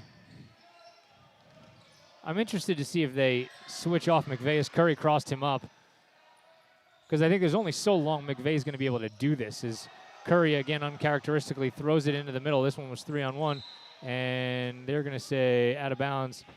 Shocked that there was no foul there as Levy hip-checked him out of bounds. I think he got his money's worth on that. Levy was fully expecting to get a foul call there and didn't. He just kept running to the door. Just, no, I'm going this way. I'm not involved in that at all. Listen, that's why you do it. Yeah, keep your head away. I wasn't even looking at that. I don't know. Yeah, you can sense the frustration. McVeigh, no good, but he follows his own shot, and that time Levy tried to not pick up the foul. Another miss, but another offensive rebound. Curry, he's going to get called for a foul. And again, Howell goes to the line. That's tough. The long rebounds that are bouncing around, you're not grabbing, that turns into points, that's crushing you. Yeah, you don't want to give up too many second chance points. That stuff, it's one of those things that doesn't go in the immediate box score as the first free throw is good. Yep. It just goes in as, points. But if you could just limit teams to, how many second chance possessions, 2, 3 a game, like just rebound the basketball. Not 2, 3 and a quarter. Right. And jump ball. No call. The possession arrow is to Montgomery, so I was going to say it's not up on the scoreboard, but. But Howell again gets another offensive. And we're going to get a timeout from Howell. I'm sorry, what was that? I said Howell again gets just like another offensive rebound though on that play. Yep. That's tough. So the Cougs take a 30-second timeout, Howell takes a 30-second timeout here, and you get a look at the Montgomery huddle as Grundy giving some instructions there. Pogue, other than knocking down a couple of different outside shots, what do we got to do here? I think Gordy needs a couple more touches. I mean, I understand the outside shots are there and they're taking them, but if Gordy can get into the paint and actually get a couple of easier looks, like they need something to just get them going to be able to actually get back on defense and be set, because these long misses, Howell's able to just run out. Now they're scrambling on defense as well.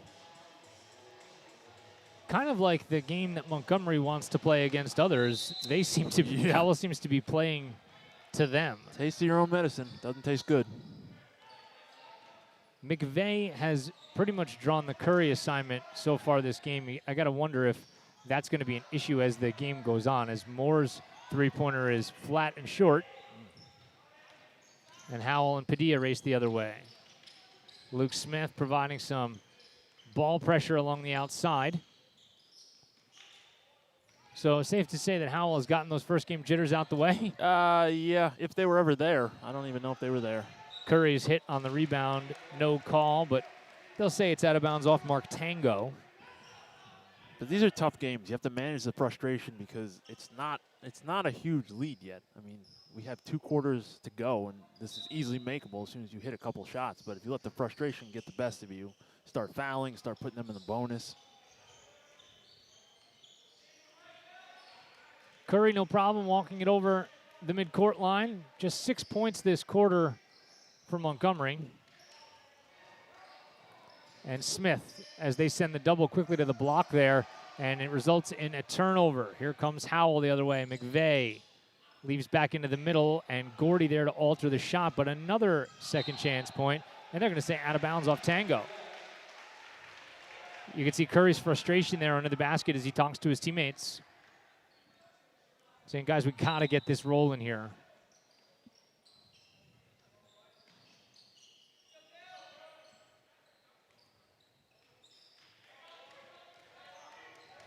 Curry with 30 seconds to go between 2 guys. Euros for Smith, a 3, no good. Gordy fights for it. He's got an offensive rebound and a layup, and that's what you need from Gordy. Holy cow. Yep, something going down, working hard.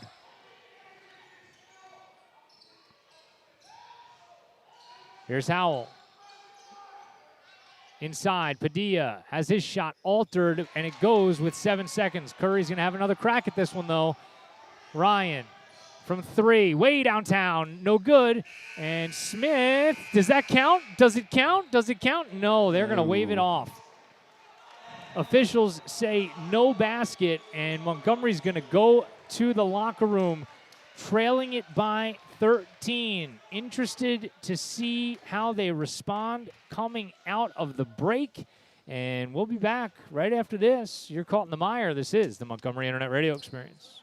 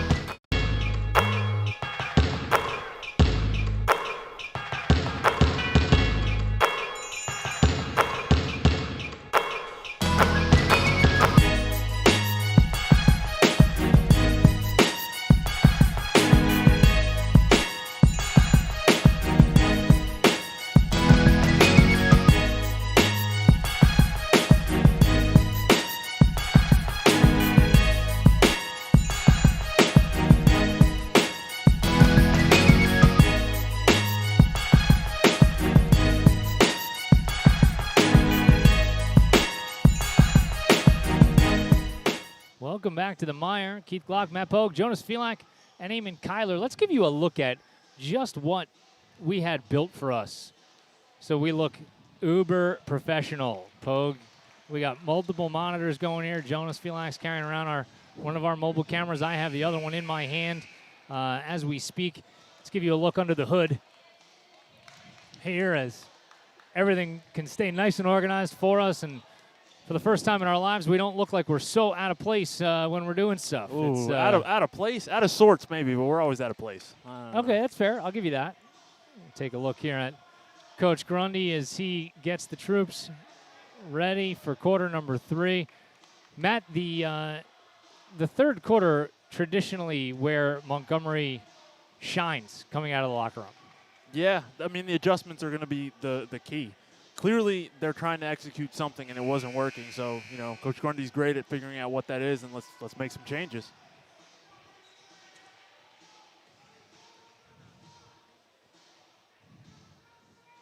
Howell will start with it first.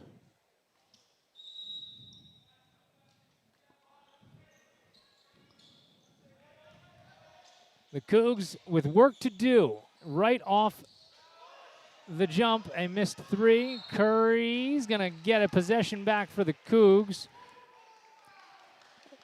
Curry, as he is wont to do, he has zero problem letting the officials know what he thinks, ever. Yeah, he's got opinions, and he makes them heard. Oh. Yeah, I think he's got a good filter, though. He talks to refs more than any 9 other kids we've ever had. It's pretty unbelievable, I mean, actually. we want the children to advocate, and that is what he's doing. Yeah. Euphemisms all over. Moore drives, no good, as he was looking for a foul and again didn't get it. So McVeigh goes the other way. He throws up a floater in front of Simborski. That's no good, and all 6'10" of Gordy there. I love the sell by Simborski. He knew the contact was coming, but it was way late, and he still tried to sell it. Moore tries to leave it for Gordy. It's a jump ball. The possession arrow will keep it with Montgomery.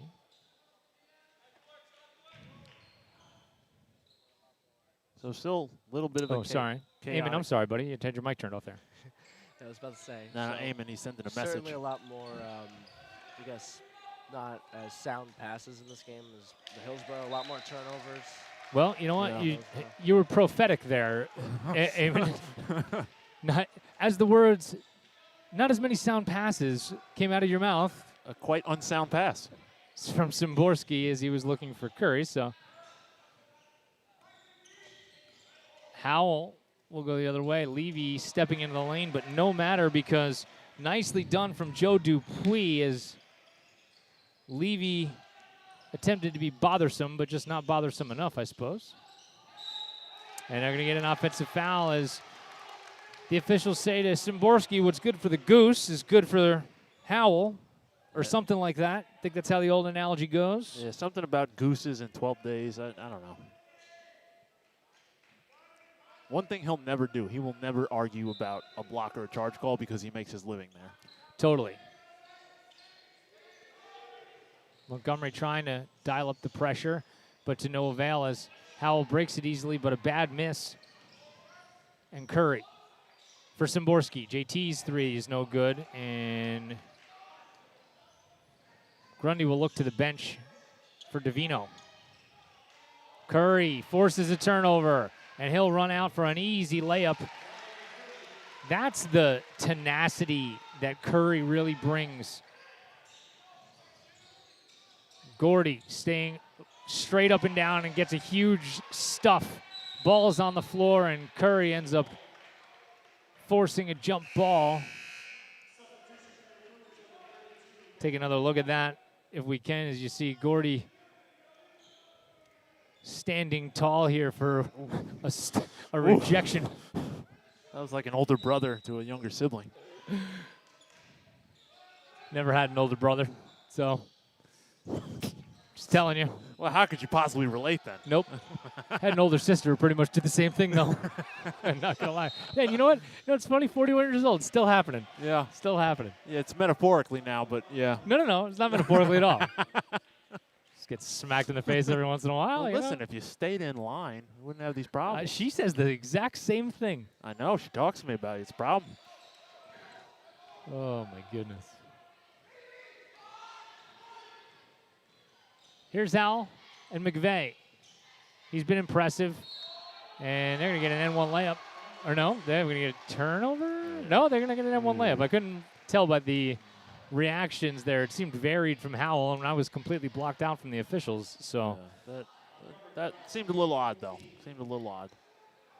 they need to build us a press box here so I can get up a little higher. I got to tell you, if you keep asking for things, you might just get them. Every once in a while. Curry pulls down the rebound, and he'll come back the other way as McVeigh hit the deck. Curry, as he, again, just kind of disconnected with Moore. A lot of zigging when people think they're going to zag. If you didn't know any better, you would think that Montgomery was the one playing its first game.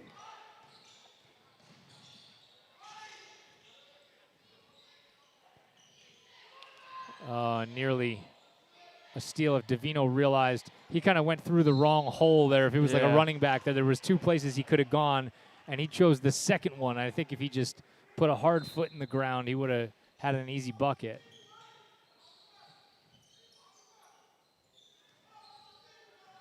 Things have really kind of been spread out for Howell. Joe Dupuis, who has the ball, has been really good for them at times, and it's been McVeigh other times. That time it was over and back as Dupuis was bothered by Davino. A little break. You talked about last night. I mean, it was less than 24 hours ago, but it could not feel farther away than it does right now. Right.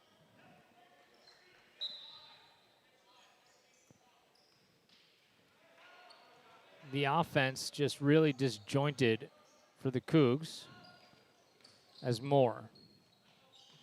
This is one of those things where, you know, you would need maybe a little more from Davino, but how about a little more of Moore? Josh Moore that time as he goes through the lane for a bucket. It's good to get things going. Keep attacking the basket. Howell quickly the other way. That's no good, but they're going to track down a rebound. Here's another three on the way. Second chance points, Pogue. Yep. I mean, that was a great contest by Curry, but yeah, that long rebound floating up there, that's killing them. You hear Grundy in the background. Unbelievable. Truly that. Gordy's going to try his hand at a three, and maybe Gordy will get him going as the 6'10" senior knocks one down. Lead down to 13.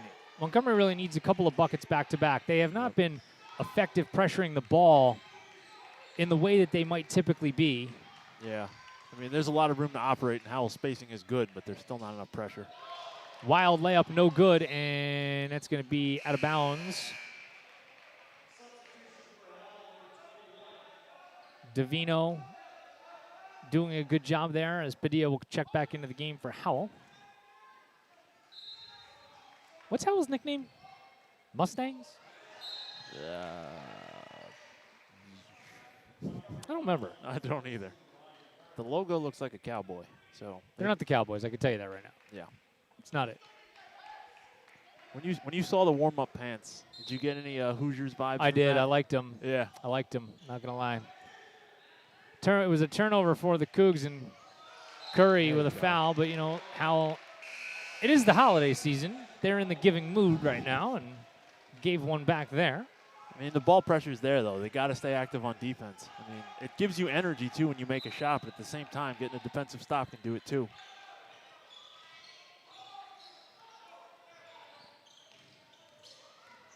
Ryan driving, stuttering, no good. He and Gordy battle for the same rebound. Gordy's got it, and he couldn't quite get it to go on the N1 layup.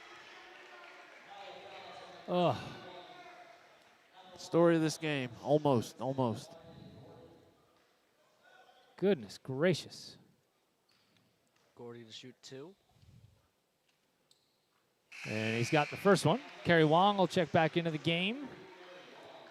You try to get Curry a break wherever it is you can, and they're looking for, you know, maybe just a minute or so here. Gordy's second one is no good. Levy, though, fighting for the rebound, and this will be a second chance possession for Montgomery this time. Yeah, that's big. I mean, Levy needs to keep making plays like that because if your shot's not falling, you can still contribute. Let's see what they can do without Curry in the ball game. It's going to be Levy goes to the baseline, and he's got his shot blocked. And Gordy nearly kept it alive. How about over and back? No call. Curry popped up off the bench. A long three is no good. Moore, though, there to collect the rebound, and they're going to get a foul on Howell. Josh thought for a quarter second that foul was on him, and he Yeah, was not happy about it. none too happy.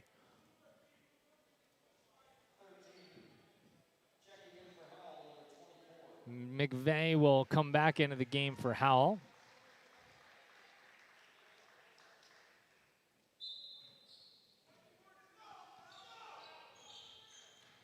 And Curry back up off the bench for Montgomery.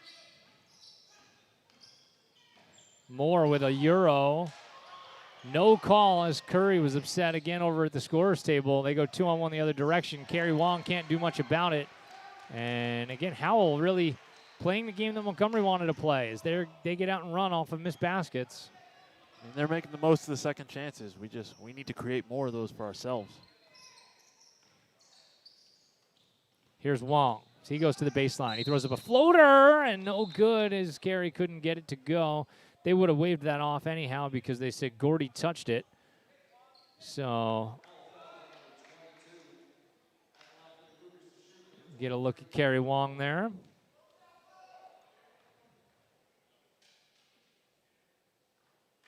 Pogue, dare I say that was a professional bit of work between you and Mr. Felak on that one? Jonas has the magic touch. That was fantastic. 1 for 2 for Kerry Wong. So Montgomery hasn't really been able to get it closer than 13. Quickly a three, no good, and a great job by Davino to save it, and he runs out, he gets hit, and one! How about that? Matt Davino all by himself. Let's see it again. And just rolls in for him at the end. We gotta love that.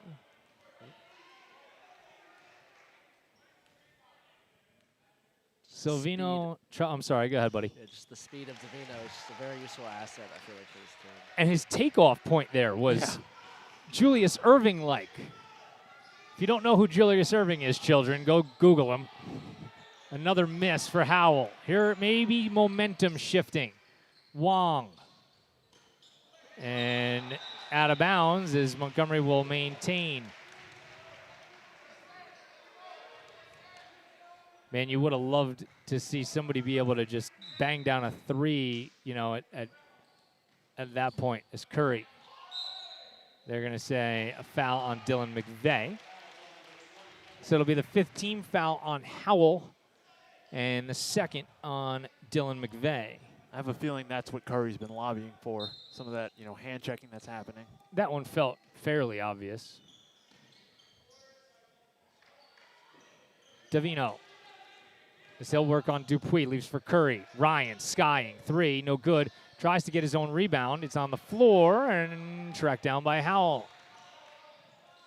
Here they come the other direction, and a contested layup, no good. But it's going to be Joe Dupuis who goes to the free throw line. If they can just get it under 10. Just get it under 10. Haven't been able to leak it even this close in some time. And Howell's been pretty good from the line today. And the Glock jinx in full effect. They've been great from the line. Fantastic from the line. Best shooting team I've ever seen. Oh, my gosh.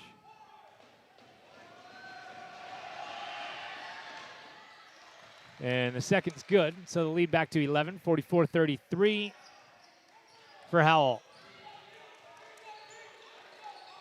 Davino's been a very pleasant participant so far as Gordy just doesn't aggressively go up enough. A great pass up ahead from Padilla, and they're going to get a run-out layup from McVeigh. Curry just trying to be a little more sudden. as he throws inside for Levy, and Matt Levy's got a layup. That's a great job by Curry. Yeah, he was able to create that one. I mean, he's getting a lot of attention, so he's finally making use of it.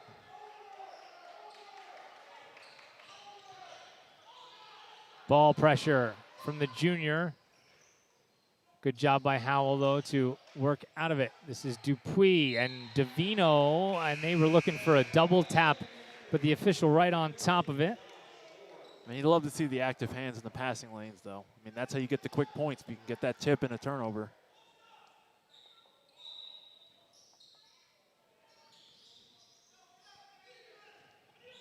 There's something about teams from the Shore Conference, and you know, you don't want to be stereotypical about things, about anything really, as Dupuis misses, and Curry will run quickly the other direction. And he goes into the middle. Kerry Wong will lay it in with the left hand. Another fantastic look from the senior Ryan Curry. Lead is down to 9. First time it's been inside of 10 in quite some time. Damian Padilla, as Wong will come out on him. They go give and go. Curry tries to draw the foul, no call, but Gordy's got the rebound with 10. Montgomery maybe can cut it to 7 or 6. Curry will throw near side. Davino for 3, and in out. Here comes Howell with 2 seconds. With 1, McVeigh from half court, and of course it goes down. Wow. I guess it's that kind of day. A 6-point swing at the end of the quarter as the 3 from Davino wouldn't go down. Ooh, logo. Oh, my goodness gracious. Let's look at it again before we go to the break. You see it there as McVeigh looked at the clock, pulled up from the logo, and knocked it down. Oy, oy, oy. Lead back to 12. Fourth quarter still to come. We'll be right back. You're caught in the mire. It's the Montgomery Internet Radio Experience.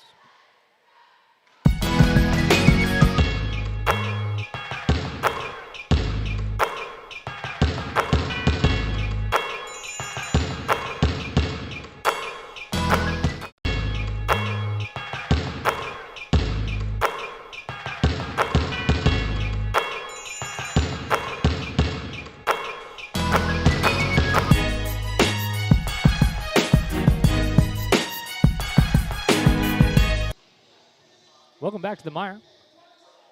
Keith Glock, Matt Pogue, Jonas Filak, Eamon Kyler. You got to look at the intensity that is typical of a Chris Grundy huddle. 8 minutes still to go here. We were talking about it off the air for the couple of seconds we took a break, and that wasn't a chuck poke from McVeigh. That was a calm, I've done this before shot, which is a little frightening. Very Steph Curry-esque. Damian Lillard-esque from that far away. Dylan McVeigh's a nice player. Padilla. And what I started to say before was, it's a thing about the Shore Conference. There just seems to be a toughness to the conference. And it's a blue-collar ethos. It's very Peaburg-esque. As Padilla's 3, no good. Where's that coming from at the Shore? Gordy can't get it to go as Padilla altered the shot from behind. I honestly, where it starts, it's like Middletown, right? Okay. Like Middletown South right. Football for years and years and years. Yep. And, I just think as Gordy swats it out of bounds, it's I think year over year, like anything else, right? Like, why is Peaburg, considered so tough, in those kind of situations? Because that's, like their older brothers were that way. And, right. It's just one of those things. Another 3 from the corner. Man, Howell's playing pretty well. Yep. Zach Emery. Padilla throws the double team at Curry as Wong gets decked as he's going through the middle. Howell's really had a pretty good knack at knowing when the double needs to come, at Curry. Yeah, they're not getting beat with that overcommitting early, and then he just has, all time in the world to look for the shooter. Right.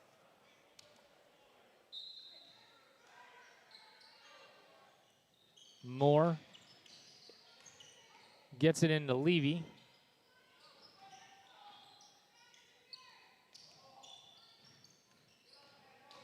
And Josh still on his right hand. Driving, lays it up and in and one. How about that from Josh Moore? Let's take another look here, Pogue. You see Moore just working hard to get to that right hand. And he was able to do it there.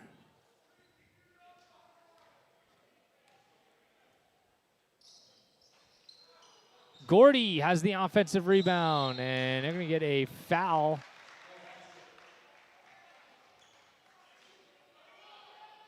They'll say Padilla on the reach in, and that's going to be 1-and-1 for Gordy.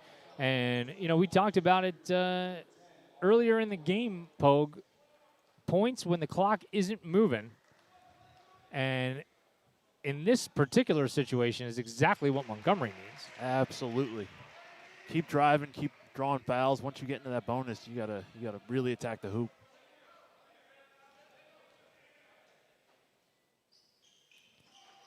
So Gordy is 2 for 2.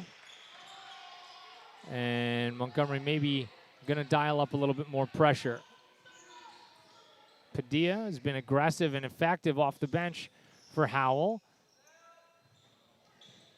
As they try to make an extra pass, and that's going to be... Ooh, No. There we go. Okay. Officials are going to get it right. All right. You could feel the den. The den was not loving that. No, I don't typically like to drop officials' names on things because it's not really a way to go. But I'm going to do it anyway. No, I'm not going to do it here. Okay. But I'm going to say, and if you're looking at these officials and you go, man, those two dudes look alike. It's because they're brothers. They both lacrosse guys, and they both do a really, really nice job. I was thinking that. I was kind of wondering, but right. Here's Josh again on the right hand, and Padilla blocks that one, and Szymborski tries to run out, and wow, what an acrobatic layup from McVeigh. Oh, I mean, nothing you can do about that. Nope. Szymborski did all he could. Curry will come the other way, and he throws a reverse layup up. No good. Gordy's got the rebound. No good. Gordy's got another rebound and lays it in and one. Boy, Aryan Gordy has really done well in these last couple of minutes. As you see it again there, 2 tough offensive rebounds to get this one back to within 11 and now maybe 10. And he does. And a timeout from Coach Grundy. 5:56 to play, which, you know, in basketball terms is still an eternity. But Montgomery's still with a lot of work to do here, Pogue. But, you know, it's not like there's been more remarkable shortcomings on the defensive end. It's just really been Howell, you know, playing pretty effective, if you ask me. I mean, the shooters are hot. That's a tough thing to deal with. Because the defense has been there. They're closing out. They're trying to switch and get into the middle. But, I mean, the shooters are hot. McVeigh has been about as impressive as any opponent that we've had come in here because, you know, and I guess maybe it's relatable because he feels like a Montgomery player. You know, he's not 6'7", and he's not the best ball handler or the best shooter or whatever. He's working hard all the time, and kid makes it happen. So you got to give credit where credit is due, and he certainly deserves it. I mean, you hit the logo shot, you earn the respect. No questions asked. You're good. That is the truth. So Montgomery dialing up the pressure. Let's see what they have in the legs as Curry will get it. And they're going to say, oh, on the sideline. He just doesn't ever shut up. I love it. I love it.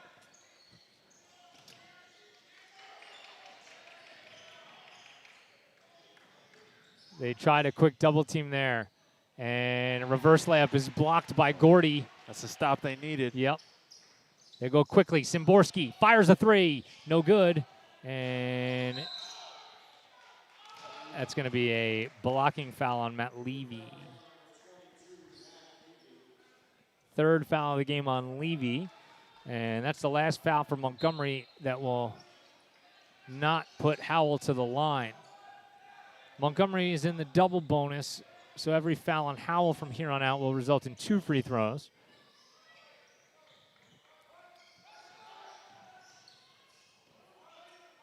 Moore doing well to bother McVeigh. Padilla will try another three-pointer, and that's the first time he's gotten one to go today.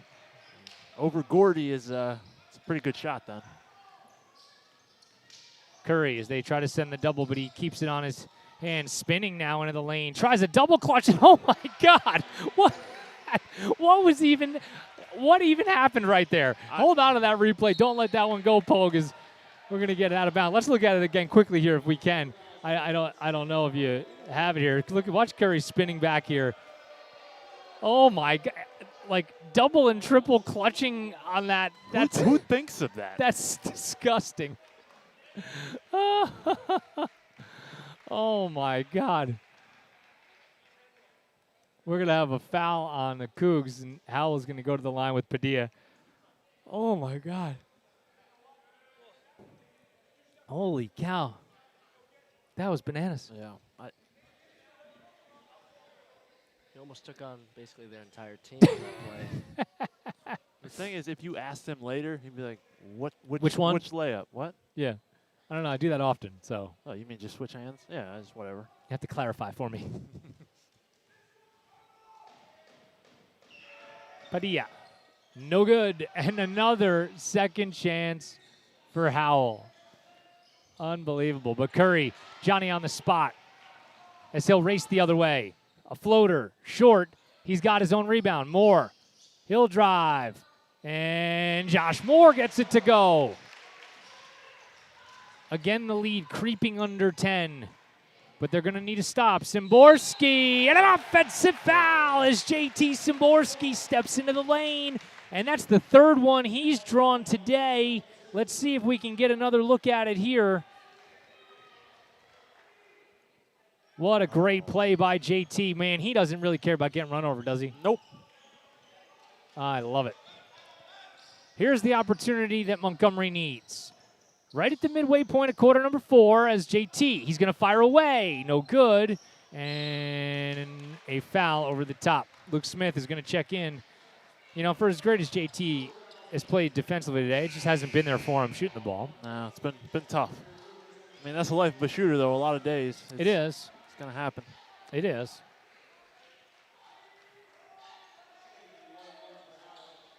So it'll be Zach Emery to the line for Howell.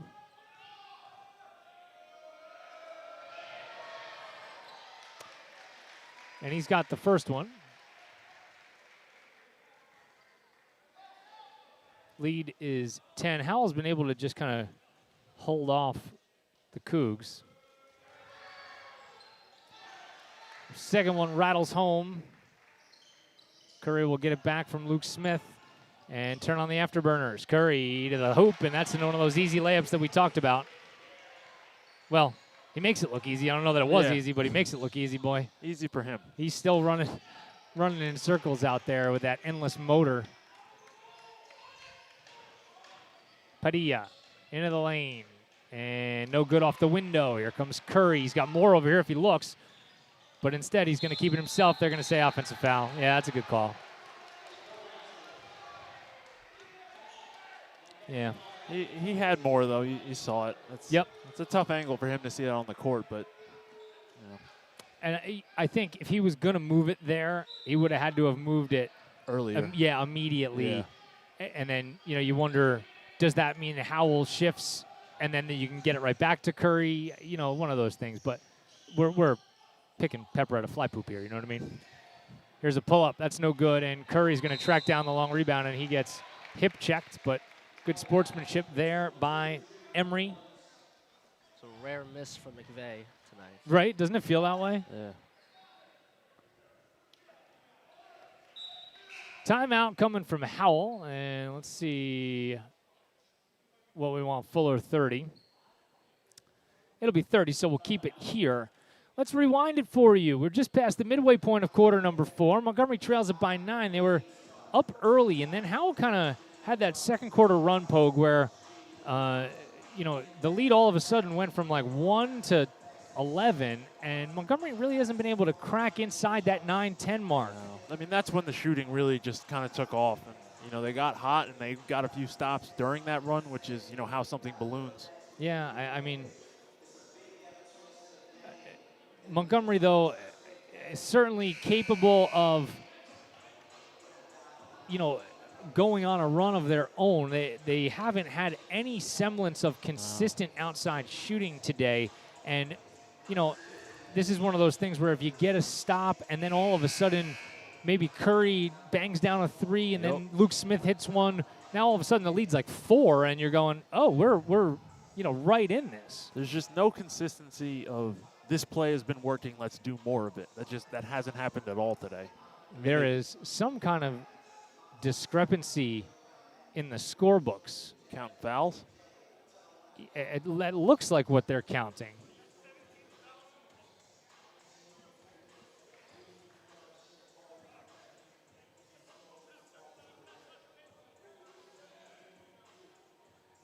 There's the Howell coach, if I can hear correctly, saying there are 7 team fouls in the book.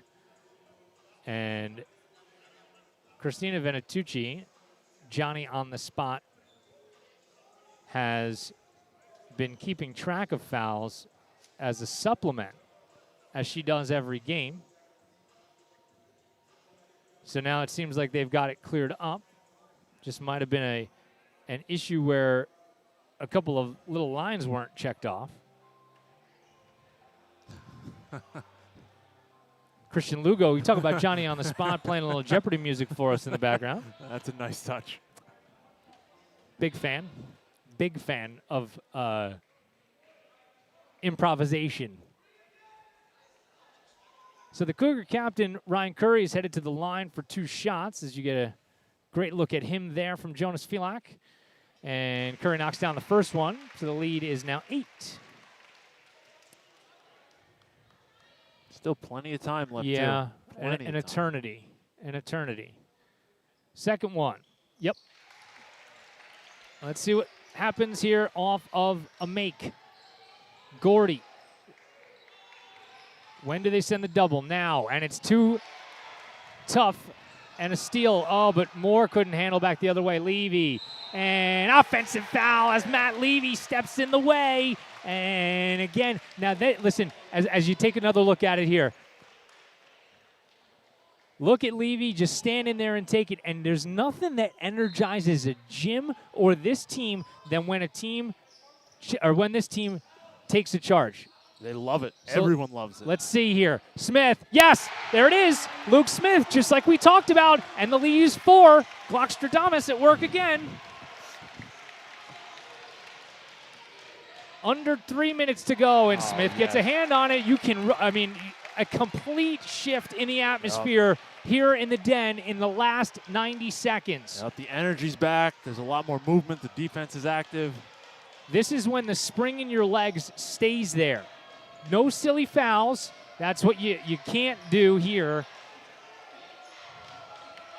Levy saying, get out of my way, as he rejects the screen. Curry now. They're going to work into the lane, and a great job. And McVeigh, of course, is going to finish it off. That's a great bit of offense by Howell. Curry asking for it back and gets it, and he gets run over from the back.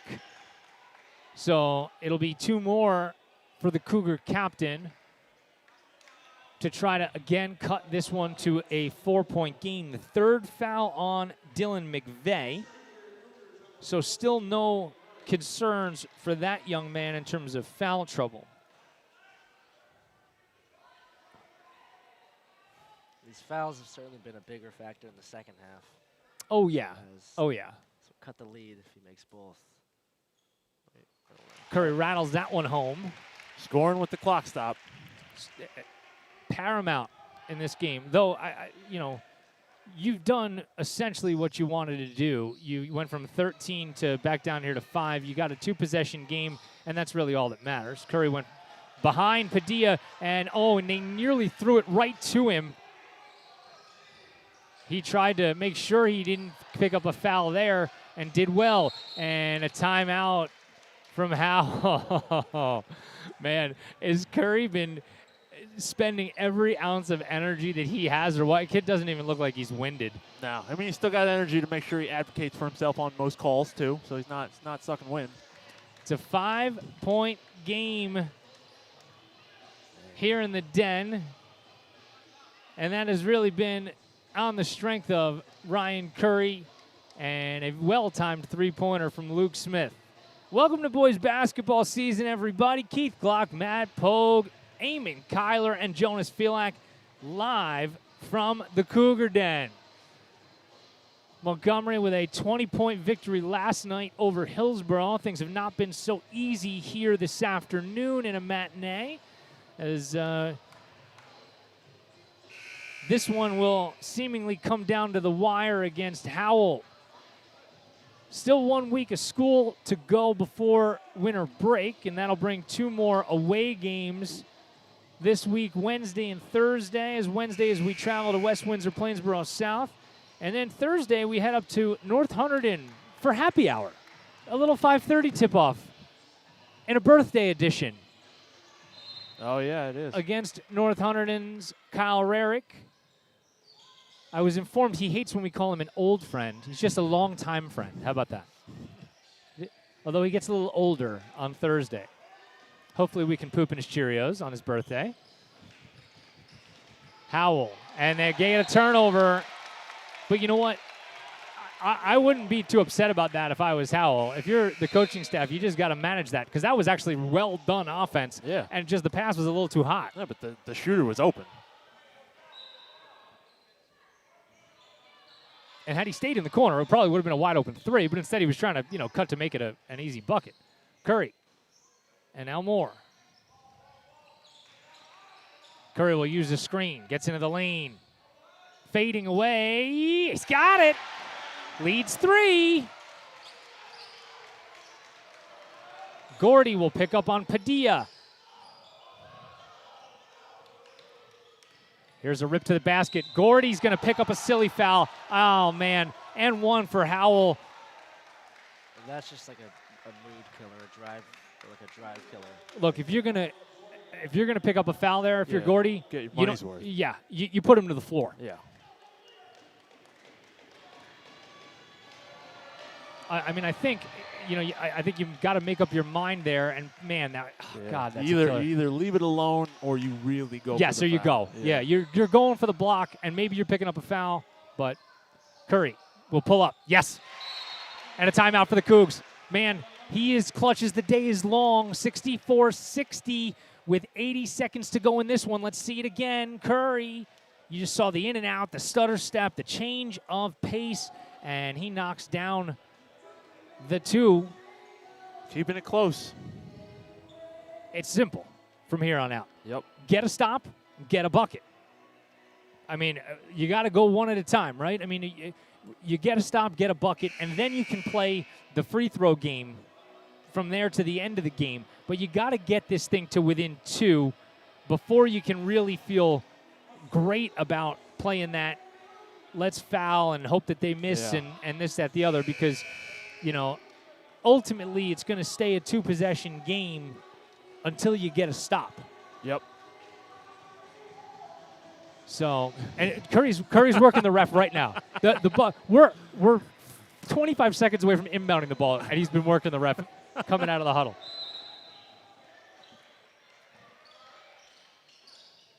Are they going to get a 5? No, it was Padilla who came all the way back. But Curry nearly steals it. That was almost fantastic. You got to go. You got to go. You can't just let them do this here. And they get a travel. They're going to get a travel. They're going to get a travel. No, they're going to call a foul first. Could have went either direction. I don't hate that call. That's you could have seen that either way. I mean, I'll go as far as to say I do hate that call. Well, you're allowed to hate that call, but I certainly understand why it was made. Yeah, we would say it was a walk. They would say, well, the walk was created by the contact. Thank you. True. I mean, if you're going to go all logical about it. Zach Emery will go to the line, and he's got it. Both teams in the double bonus this game. A lot of fouls being committed. Josh Moore back in. Astutely noted there from Mr. Kyler as you saw some movement by Davino after the shot. It wouldn't have mattered because the second one was coming anyway. So 2 for 2, and it's back to a 6-point game. Curry gets it right back from Smith and fires a 3. No good, and 2 Howell players battle for it. On the floor, and they throw up ahead for Padilla, and he's got it.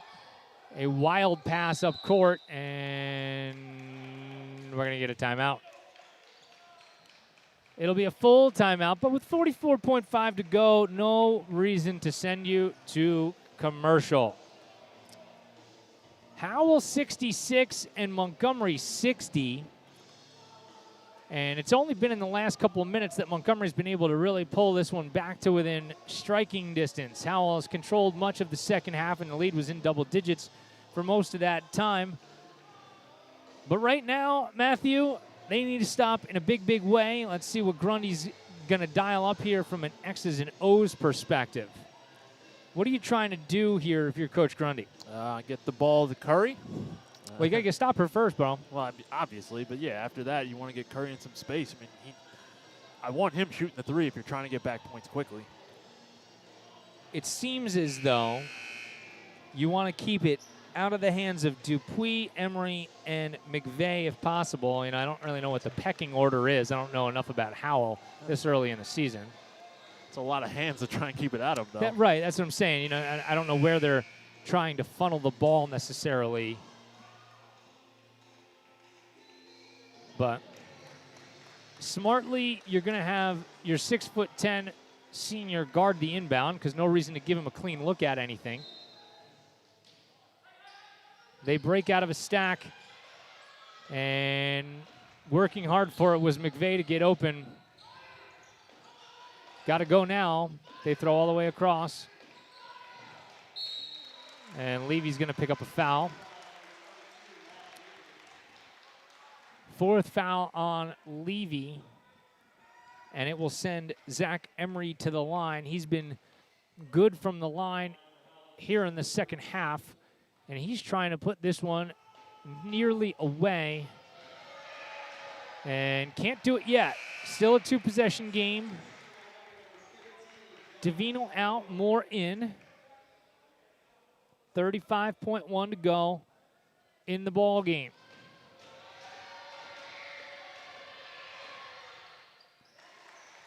So Emery is able to make it 7. Curry knows he's got to hurry. He'll pull up. And no good.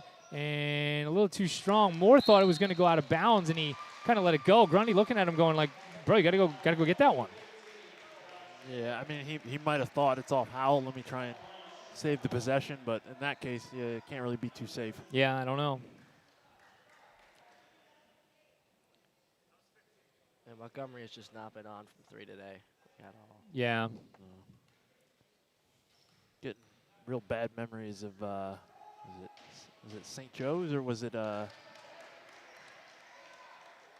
something Highlands? Who was that game we were in the gym, first game back with fans? And it was again, somebody from the shore. Yeah. But now I'm forgetting who it is. Who but it was. it felt like there was like 1 for 30. It just felt like that. Yeah. Moore, and he'll try to use the left hand. No good off the window, and another foul. So the lead's currently 8, and Howell looks to extend it.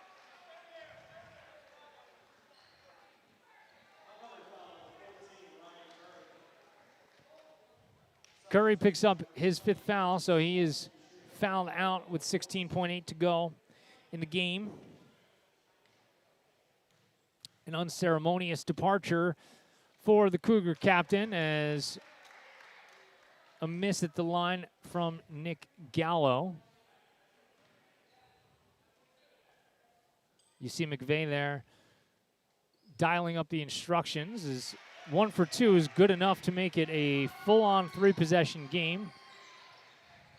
Got to go here, Mr. Moore. Doesn't matter who it is. Somebody's got to go. Chuck one up as Levy will get into the lane, misses, and that's going to do it. Yep. Howell has played a fantastic game in the den here, and they are excited, rightfully so. And they will come up with a 69-60 victory, spoiling the back end of a 2-game homestand to start the season.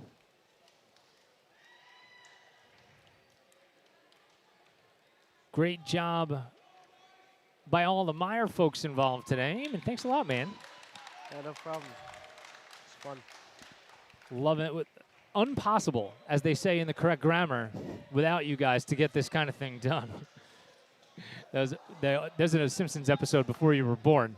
It was, what's Wiggum's kid's name? Ralph? Ralph. Yeah. Ralph Wiggum. He's like, me fail English? That's impossible. One of my favorite lines of all time. So this one has been a production of the MIRE. It's the sole property of the Montgomery Internet Radio Experience. Any rebroadcast, retransmission, or account of this game without the express consent of the MIRE strictly prohibited. Although I do like Fury's last night. I have no idea what I'm about to say, but don't put it anywhere without Glock's permission. You can't have it. You're going to jail. All right. We will be back with you. No Muck and Mire this week because of all the content we've brought to you. I do want to plug something that's dropping Tuesday morning. Outgoing Montgomery High School principal Paul Papaduke and I had a chance to sit down, and for about 45 minutes, he gave us just kind of a recap of his 25-year history and all things that, you know, he has seen in Montgomery, and, you know, where we've been, where we're heading, what he thinks about leadership. I mean, it's a fantastic 45 minutes and well worth your time to tune in, whether it's on the Muck and Mire podcast or on YouTube, because it's landing in both destinations by the time you wake up on Tuesday morning. So please check that out Tuesday. And then we will be live Wednesday from West Windsor Plainsboro High School South as Montgomery takes on the Pirates. Tip-off is 7 p.m., and we'll be live at 6:30. And hopefully our first foray into the unknown of what visitor land will be with all this stuff, Pogue. Hopefully it'll be a good one. I hope so. I mean, it can't be worse than last night. Howell has defeated Montgomery 69-60. For Jonas Felak, Eamon Kyler, and Matt Pogue, I'm Keith Glock.